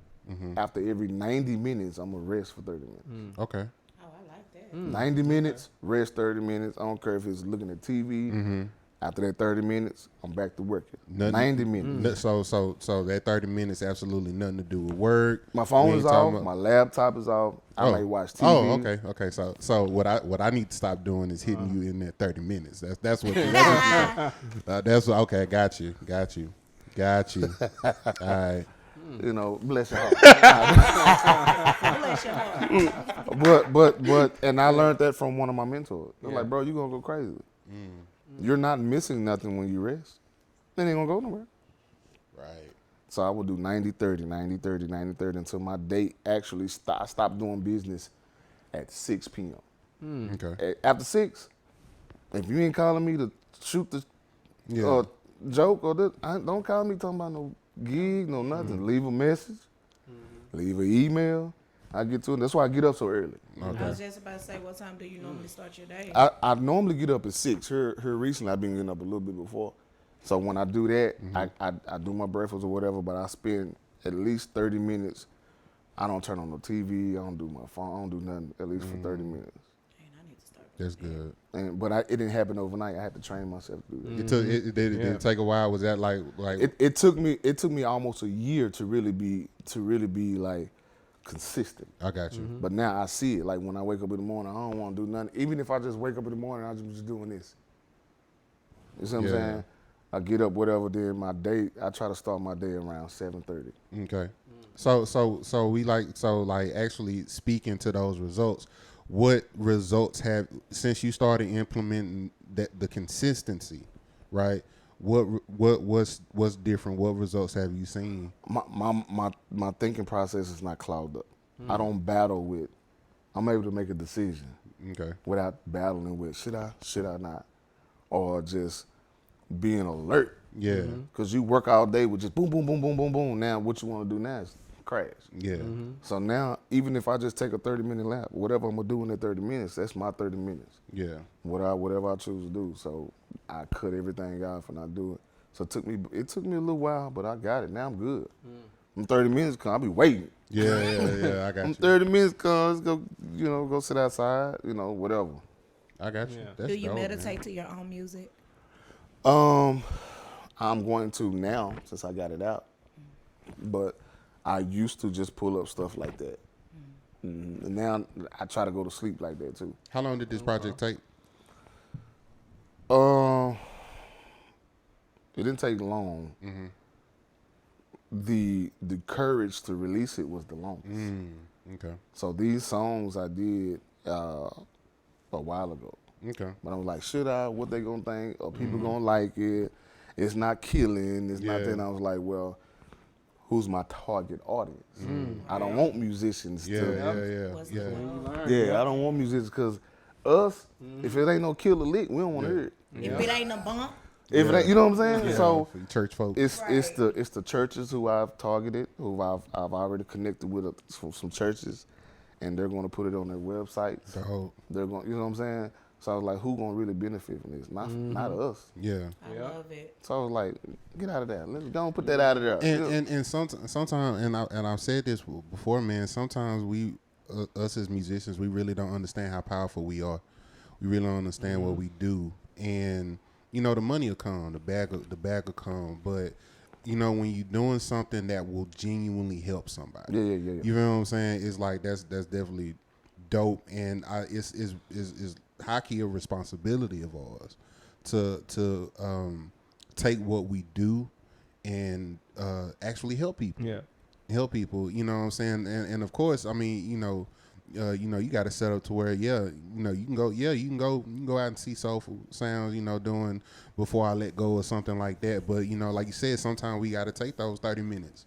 And now you have something out that will actually help, that could help somebody get some sort of peace of mind. You know what I'm saying? Especially now, I mean, it's so much BS going on. You look on Facebook, everybody going through something.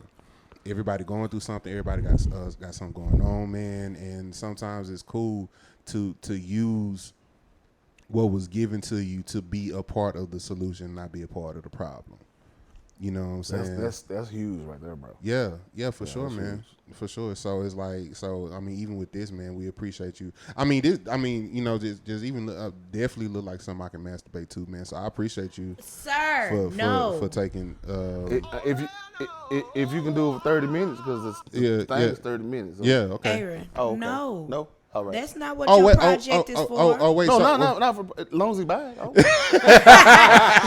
What'd you say? You don't care. As Oh, long do as what you want to do. He can tap dance on that. Wait. So I don't care. So the project itself is 30 minutes. Yeah. I see what you did there. Okay. we can literally take your project and use it as I Use it for that 30. I love I it. told you man. everything I do, I try to have some type of logical sense to it. Yeah. So, I'm going to create. I have tons of music. I'm going to put it on there next month to where you can subscribe and pay monthly, and I'm going to just upload songs at different times. Nice. So instead of buying it for $19.99, I was just about to say, how much is it? it's $19.99. Which I knew that. That was a good year. And what I'm going to do, I'm going to switch the game up. Yeah. So I'm going to have where you can subscribe, and the subscription is going to be definitely cheaper, maybe about $12 to $15. Yeah. But the offers that's going to come with that is going to be a little appealing. But it's a mind game. That's what's up, man. So I got a plan for it. Nice. We'll see how it work out. That's what's up. Do you gig in Crocs? Yes. Come on, man. Yes. I know some Croc music. She talking about me. Hey, man. Well, I wasn't specifically talking about you, but I just so happened to look down and saw you had James Crocs. Brown. Only certain places though. Legends you can have on the. Anyway, James certain Brown. places. James Brown. like We to need be a shirt that say comfortable. "Crocs saved my life." Holla at I'm me. with I will wear shirts? it. Do I do shirts? No, sir. Oh, okay. Yeah. Well, I need thought that. about getting into it, but I'm not committed. Not committed. Well, at least you're honest. Yeah. Very. I have too much on my plate. Pharaoh Jackson. That's who does my merch. Shout out to Pharaoh Jackson, man. I need a shirt with just some Crocs on it. That's all. Hey, we can make that happen, man.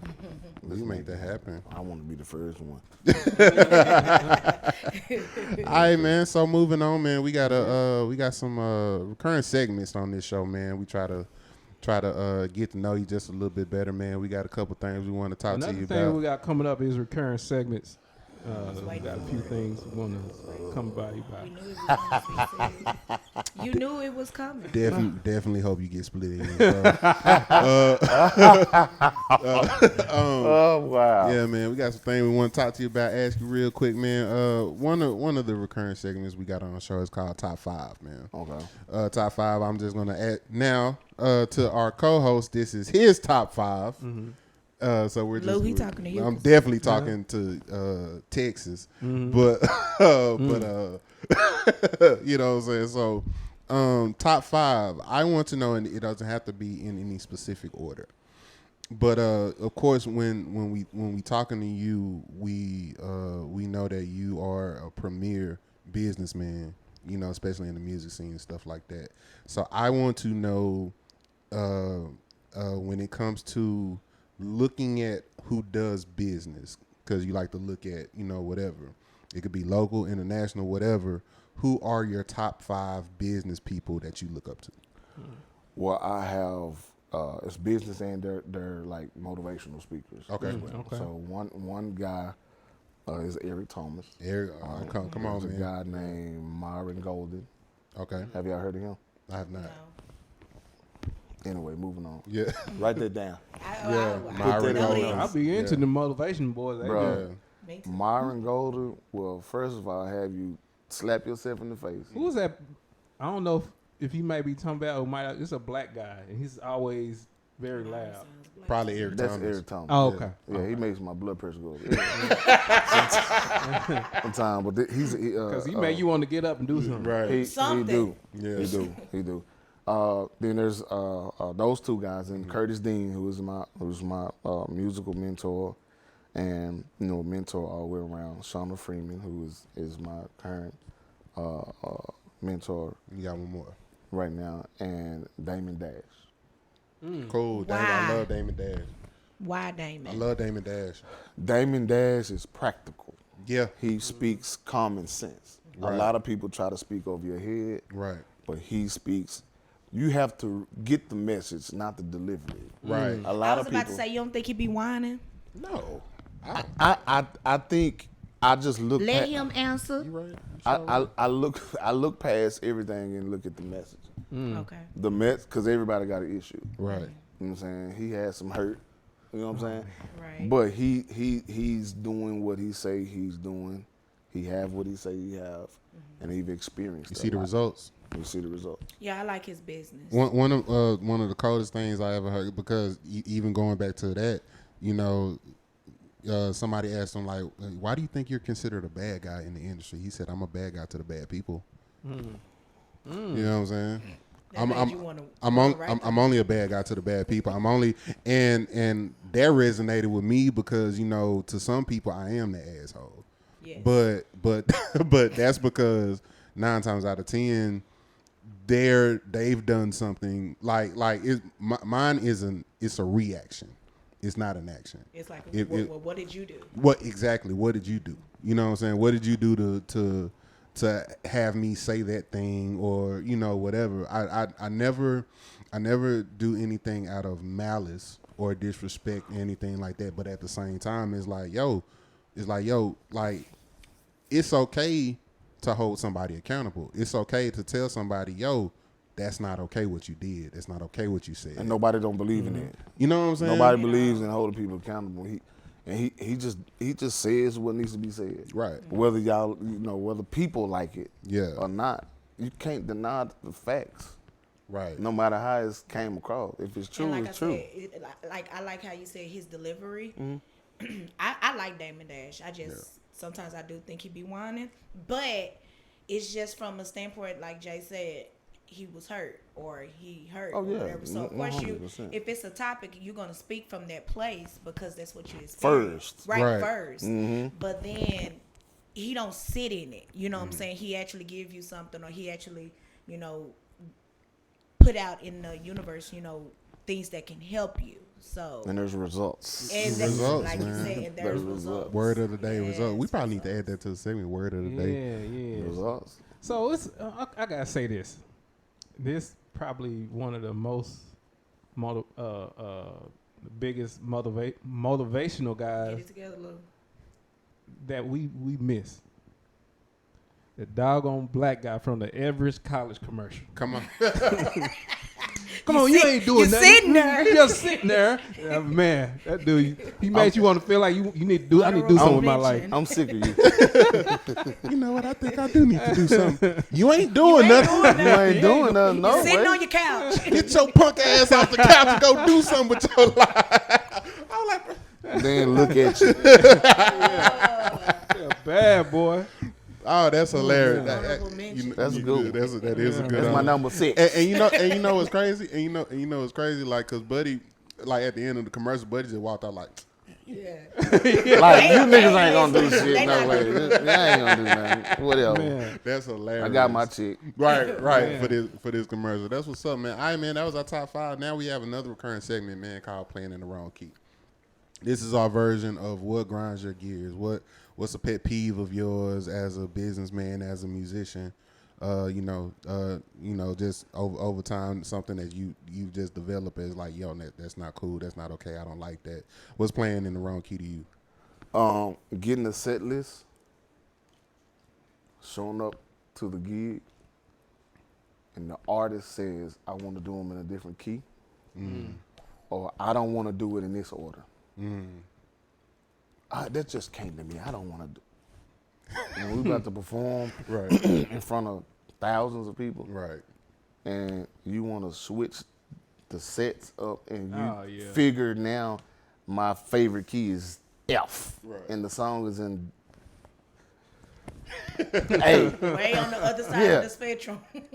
Then they holler, well, and then if you say, "Hey, well, you're not no musician," Right. Yeah. what the hell? That got to do with you being Oh, man. unprofessional. You not a singer. Yeah. Now, let me ask you this, and not really pushback, but just a different perspective. Do you not? Because when I'm performing, like I try to think of it like a DJ, right? Okay.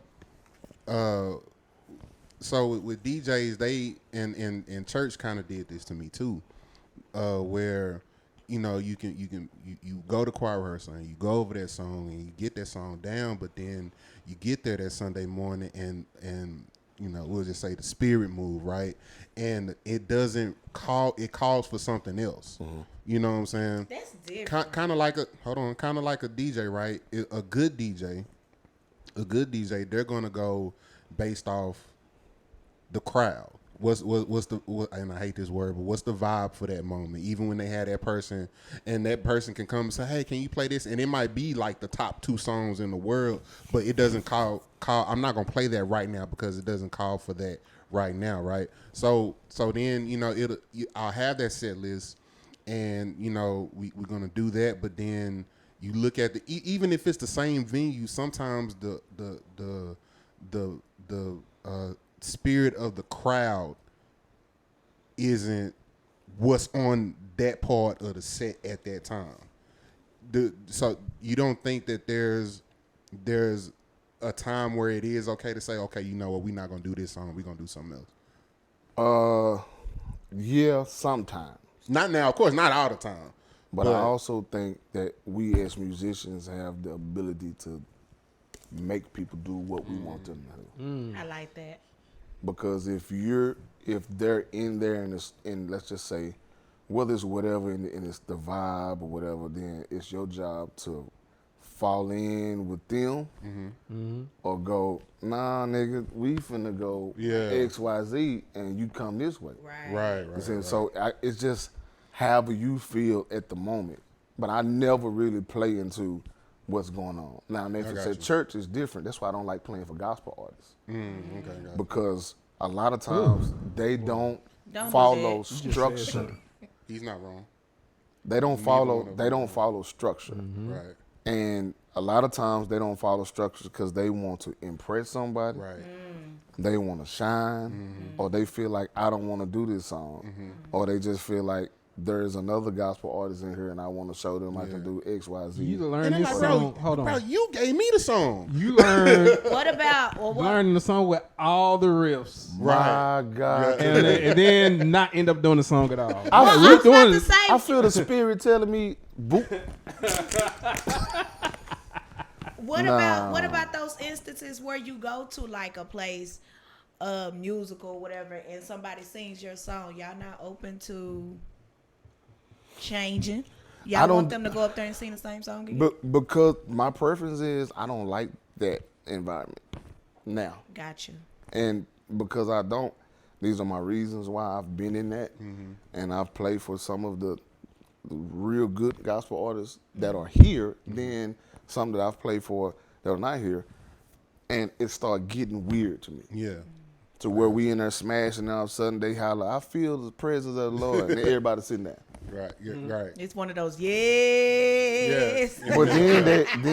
But then what I also hate is, and I believe I'm not the best musician, but I'm skillful, just as well as my brother. But I know that sometimes gospel artists will go off the rig and expect you to know exactly what they're doing. Yeah. Oh yeah. You're not mind readers. Yeah. Then at the time you don't, they look back at you, Yeah. and that's when I go. And then they gonna put you on Front Street. Yeah. And I'm not for it. Now that I can't fool with. Like even as a drummer, like because it's not the drummer's job alone to keep time. You feel what I'm saying? Everybody need to be practicing to a metronome. Everybody need to have a good sense of good time, right? But it's like I hate when something is off as far as time and automatically they look at the drummer. It's your fault. You know what I'm saying? It's I weird, know. bro. Now I know you done had this where people, and it's usually the older saints, where they will sing a song and they sing the song off beat. And they look at you like you the one. Right. And they ain't giving you nothing to work with. It ain't never the keyboard. Follow me. It's always the drums. Dude, no. And I hate playing it, for man. other preachers and playing for other artists when they come. When I was playing for a church, when I was doing the church, if another artist or another preacher come, I get up. Yeah. Because now you're going to, I ain't got time for me to embarrass you. Because that's what's about to happen. Yeah, but and even with that, man, and I'm glad you said that, man, because you know a lot of people like to say, oh man, that's how we came up. You soft. Hey man, look, just because you've been doing something for a long time, don't mean that's the right way to do it. You feel what I'm saying? Time changes. It's not okay, and it's like we didn't notice, but even back then, it wasn't okay back then either. You know what I'm saying? We just got used to it. We didn't have the balls to say that. Right. But it's like, bro, it's not okay, especially when you the one that's wrong. It's like it's not okay to get over this microphone and call yourself embarrassing somebody. Oh Rebuke boy, it. It was like- microphone, boy. That was. It's They like could say anything when they had the microphone. it's like and they get bold and like it's this one cat. It's just I say like that Brian Carn dude. Yeah, he's It's bold. funny because they talked about him yesterday at the Musicians Appreciation Service. Leland brought him up and he said his name because he was telling the musicians. No, he was talking to the pastors and them, and he was like, yeah, y'all use the mic to get on the musicians and blah, blah. And I'm going to say his name, Brian Corn. And I was like, It's like, bro, now I'm not going to lie. Sometimes it be funny. There are times where it's funny, but for the most part, it's like, bro, it's like because I look at it like this. Would you do that if we was out in the street and it was just me and you? of course. Would you do that? Yeah. You know what I'm saying? Or is it because you got this microphone and And you an feel, you know what I'm saying, and an audience, and that's another thing that killed me because you see these videos of these prophetess and prophets and all that, like totally disrespecting these people, and then you got people in the crowd hyping them up. You know what I'm saying? It's like, bro, I'm sorry, But that's why I don't do I was about to don't say put that sounds myself- like that's why you don't put yourself No, I don't in put those. myself in it. If it ain't my church, shout out to Pastor Marcus King, DC3. If it's I not like my him. church, you can't get me to go sit at somebody else because it ain't. I'm not gonna do that. I'm not built that way either. And who's that preacher or pastor? That dude talk mad crazy to musicians, to people. I can't think his name. Brian right now. Corn? Is that what we talking about? Yeah. Oh, okay. The shorter dude, Disrespectful. We talking about unlock your knees. Yeah, that's it. Yeah. Now it was. I didn't I remember his give it to name. him. It was this one. Like it was this one video where it's like everybody was like going around shouting, and there was this one lady Don't that play just that chord, stopped. play It was this one lady that I stopped. hate that. And it was one lady that stopped, and he was like, dance and move. Then she got to dance in front of him. It always happened in front of the church. every time. I was like, okay, that was funny, but it's like, but these cats they will seriously get on the mic and disrespect these grown men. Yeah, we ain't Grown men, kids, and it's like, bro, man, that's not okay. It's never been okay. That's not okay, y'all. We gotta stop doing that, man. I commend you for thinking about because I think musicians get, not even just musicians, even singers or whoever that go and ministers at or fill in at somebody else's spot. I feel like they get so bogged down on making money, they don't think about the environment or the situation they're putting themselves in, and anything can happen to where they'll get pissed off or whatever. It's okay to say no, man. Yeah, but you can't say no if you broke.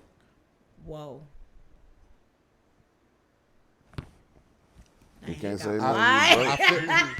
Well, that's the real. But that's the real deal. You know why I say that? As a musician, it's my personal belief, you need to have at least 2 to 3 multiple streams. Oh, for sure. At least. For sure. Just playing at the church ain't it. No, for sure. If you playing at the church and gigging and produce, that's the ultimate. Yeah. Then just expand with that. Yeah. Because I've seen some cats who come off the road and they can't even buy a hamburger basket. Man, listen, and like, because even with that, like sometimes like. Oh, this one on the list to talk about was. I'm sorry. No, it's good. It's good. It's good info. sorry. But even with that, like a lot of times, man, you'll see a cat playing in the stadium. Like you'll see a cat playing in the AT&T Stadium, and it look grand, but you don't know that he walked away from that gig with $300.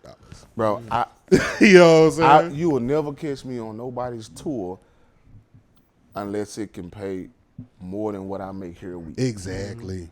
If I'm leaving my church, locking my school, putting my band on hold, just to go take pictures and say, wheels up. I'm going to Atlanta, wheels up. This the office for tonight. The fact that you lifted your feet. No, I'm just saying. That don't do nothing for me. At all, man. I got a whole house and a studio. I got all that. I don't care about sitting. The older I get, I don't care about sitting playing for XYZ just to say I did it. Yeah. When my check is $250. Exactly. And I'm way overseas. No, for sure. It just don't. It just it's not logical. Math's not mathing. It ain't mathing at all. and can't buy a hamburger basket. When you can stay here, be consistent with your church, gig during the week, make others and live a good life as a musician. Yeah. You don't have to travel. That don't make you a better musician. But listen, that's another thing that I appreciate about you. Like I said earlier in the podcast, how, of course, man, you and the guys, y'all are highly respected in the community. Don't never hear y'all name in mess. Don't ever, anything like that. But like I said, y'all come around when y'all come around. If it just so happened on the rare occasion that Soulful Sounds got an off night or something, y'all come around when y'all come around. But you don't really see y'all just trying so hard to be in the in crowd and trying so hard to do what everybody else do, play where everybody else play. Like y'all literally, like I said, forget a lane. Y'all got it y'all own highway. You feel what I'm saying? And I think again, we talking about results, man. It's like if your only gig is you fighting to get on stage at an open mic at the Freeman, you know what I'm saying, you may need to reevaluate. You know what I'm saying? Well, like you might need to take the bond program. Like you might need call and talk to somebody who can give you actual information, and again, like you said, you can see the results of what they're telling you. Yo, I'm able to tell you this because I've been through this. Let me show you how to do it. You know what I'm saying? So I think that's super dope, man. I think that's super dope. Yes, all right, I appreciate it, man. No problem, man. So we got one more. Gig tales, man. Juicy. We want to hear I'm about. gonna apologize before I say it. I'm sorry, Joseph. Talk about it. You the first one that actually named somebody. I love it. I'm sorry, Tyrus Graham. Shout out to the OG Tyrus. I'm sorry, Herschel Cooper. And who else? And Christopher, saxophone Mitchell. Chris Mitchell. Okay. Yeah. All right, man. So yeah, we want to hear about that crazy gig tale. Well, at this time we was playing at. We had a residency at a place called the Red Room in Addison. I was running late. I was flying down the toll. Got pulled over. Boop. We taking you because you got some unfinished business. Yeah, your name and boo boo boo. We taking you. Can you call somebody to come get your car? The guy's already gigged.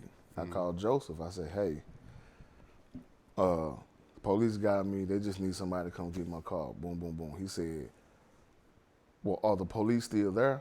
I said, yeah, I'm here. You know, they got me, put me in the car. Well, they waiting on Joe to get there. He said, well, I'm going to come, but I'm going to hurry up, and I'm going to jump in the car and leave. I said, okay. I hung up the phone with him. I'm in the front seat of the police car. Black guy, he cool. He said, man, I just got to take you. He said, you got, there's too much going on, boo, boo, boo. I said, okay. I like how you put that unfinished business. I'm sorry. Yeah. I got some unfinished business. Joseph McGowan. The fact that you said his last Come on, name. government. He pulls up, gets out of Christopher Mitchell's car. Chris go, boom. Joe get out, gets into my car. The police officer say, hey, let me see your driver's license. No way. Oh, man. I heard Joe say, huh? I ain't thinking nothing. Yeah. And he said, let me see your driver's license. No, I take that back. They wasn't by the car. They was in between. Yeah. So Joe act like he didn't hear him, but he starts walking towards my car. He said, let me see your driving license. And he kept asking that. So when Joe finally gave him his driving license, he ran the deal. He looked at me and said, you know you done messed up. But he said the F word. Yeah. So I'm like, what's going on? He handcuffed that nigga too. Oh, man. He Puts got a 2 him for in the 1. back. So me and Joe going on our way to jail. Dang. Man. We get there. When we get there, the guy who we started playing with checks us in, tailor-made. Wow. So he helped us finagle. Yeah. Or whatever. So Joe had some tickets, I believe. Yeah. So he had to do a tour. Oh, man. Yeah, so he had to do a tour. I got out. I did what I need to do. Get out. Right? Yeah. And so to this day, that's what we talk about. Wow. That's funny. So nobody. He gonna get in your car and go. Dang. And I was like, why you asking me as the officer here? Right. He said he wasn't gonna leave. He said, yeah, man, the police, I said, I'm gonna stay here till you got come, woo, woo, woo. And then he asked Joe for driver's license. I was like, oh, hell broke loose this. Man. So we riding, and he's mad. Oh, man, he mad at me. I'm like, you all right, buddy? You all right? And you sitting in the front seat still? I'm in the front. That is hilarious. Oh, You sitting in the front seat while he in the back? In the back. He probably look back and say, "Yeah, buddy." And the officer was a young black guy. He was just laughing the whole way. He said, boy, that's your friend for real, because this nigga had all kind of warrants. That's But crazy. yeah, he came and got me. Needless to say, we missed that gig. What a gig tell. Yeah, man. I think that's the best gig Yeah. tell we had. yeah, man. That is funny. So, He said, "Huh?" Yeah, That's he was like, funny. huh? It's like little there.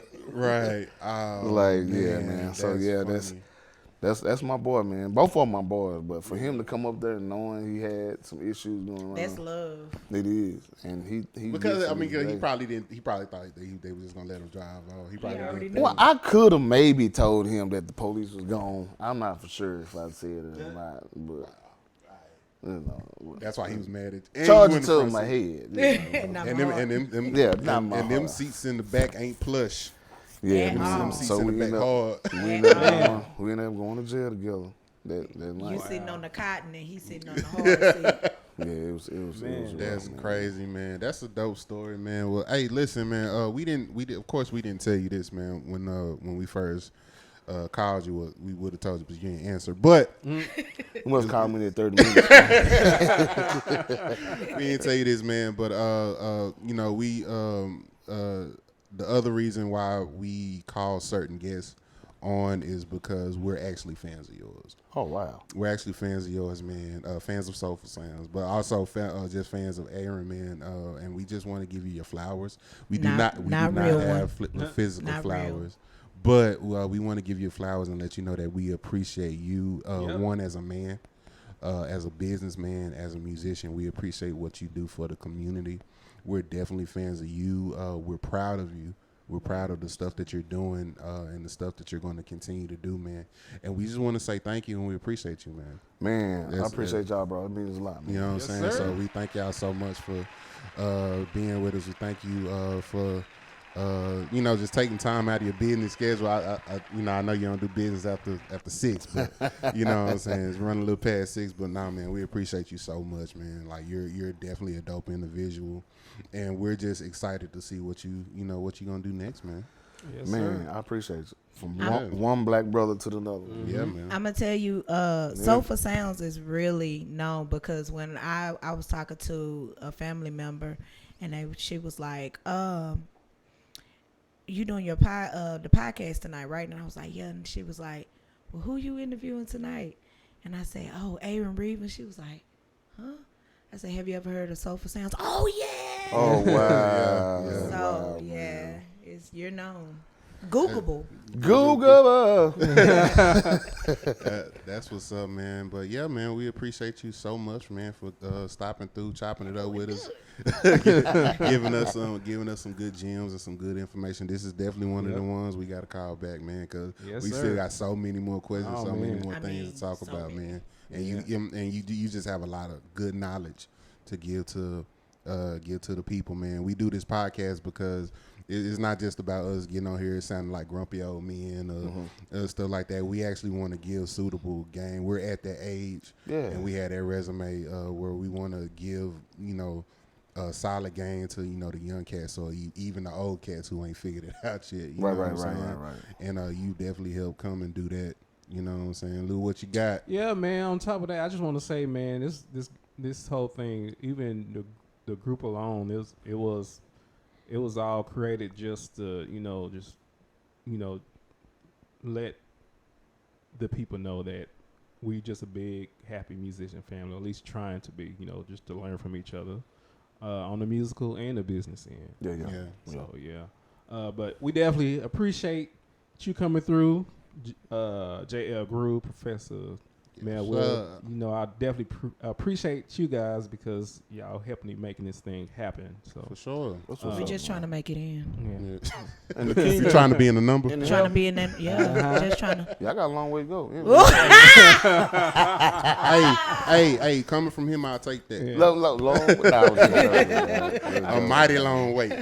I'm joking, man. If I could say one other thing, go ahead. It would be, don't be afraid to get in your own lane. Yeah, man. Yeah, for sure, man. Don't be afraid to find out what you want to do. You don't have to follow everybody. Mm-hmm. It's okay to be friends with everybody and get information, but don't sniff everybody. But for sure, get your own stuff and pour into yourself. Right. Mm-hmm. Yeah. Can you repeat your word for the night from yesterday? You remember what you said on Facebook? I said, pour into yourself. Right. I don't see that right here. Whoa. Okay, go ahead. I'll give you that. So. You got to press the see more. So put God first. Okay. Right? Yeah. Put in the work. Yes. That's all I can remember. It was a lot of them. You said think bigger. Think bigger, do better. Do better. Do better, yeah. Mm-hmm. Put in the work. Put God first. Don't procrastinate. Don't procrastinate. He was talking to me. Stop being lazy. Mm-hmm. Your work ethics matter. Yep. You said get out of your way. Mm-hmm. Trust the process. Mm-hmm. Value your time. Mm-hmm. Stop settling for less. Mm-hmm. Mm-hmm. This one is interesting. Blame yourself. So everybody wants to look at, I can't blame Lou because I ain't doing what I need to do. And he is. Yeah. Mm-hmm. If we start together, I'm going to blame him for not taking me with him. Yeah. I might not be ready. Yeah. Okay. So you gotta be honest with yourself to critique what you're really doing wrong instead of saying I'm just as good. No, you're not. Yeah. Ooh. You're not just as good. I'm not just as good as him. Something else. Because if I'm as good as him, I would be doing not the same thing, but we'd be on the same level Or better. or better. But and another thing is when somebody tells you that respectfully, listen. They don't You listen. know, They take offense. Like I have to go back to that conversation that you and I had. Is like you didn't tell me a lot of what I was doing right. You told me a lot of not necessarily what I was doing wrong, but a lot of what I can do better. You feel what I'm saying? And I had to eat that and take that and listen. You know what I'm saying? And then, you know, and now it's like, okay, bet. I listen, bet, okay, now I see results. If you know what I'm saying? If I'm sitting here next year and I'm steady hollering, I want to be a corporate band, and I ain't doing nothing to make that happen. Yeah. Who am I blame? Yourself. You gotta blame yourself. Yep. You also said stay out of people's business. Stay out of people's business. Work on yourself. Stop stressing. And then you end it with protect your peace. Protect your peace. I like All that. times. I like that. There's certain people I don't even want to talk to, bro. Facts. I don't care who you are. I don't care what level You don't answer your phone? And not in my 30-minute slot. Look at Jay. Not my 30-minute slot. I'm just saying, there's certain people I know is gonna be bringing me drama. Yeah, no, for sure. Facts. Even my family. It don't matter who it It's is. big. Yeah. Like, I ain't in the mood for that right now. Yeah. Like, you messing up everything I got creative. Yeah.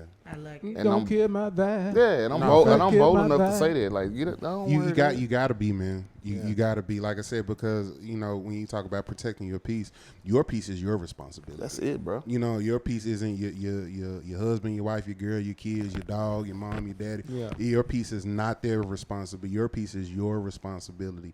And if they love you enough, they're gonna respect that. They're gonna respect that you're not right now.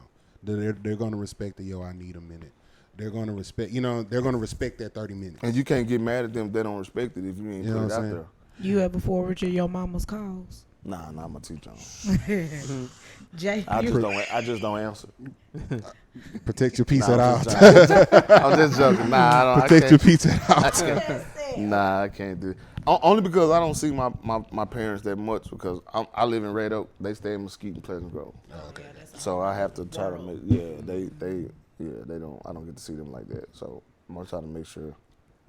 But best believe they know my schedule. Don't call me out to sit. What's my hour?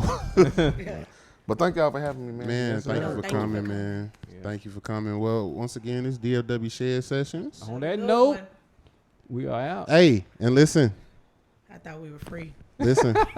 remember, bondage. remember, everybody. It ain't gonna suck itself. Peace. The fuck? You should have warned me on that one. So, nigga. His face. That's the benediction. Bye, y'all. That is the benediction. Wait a minute.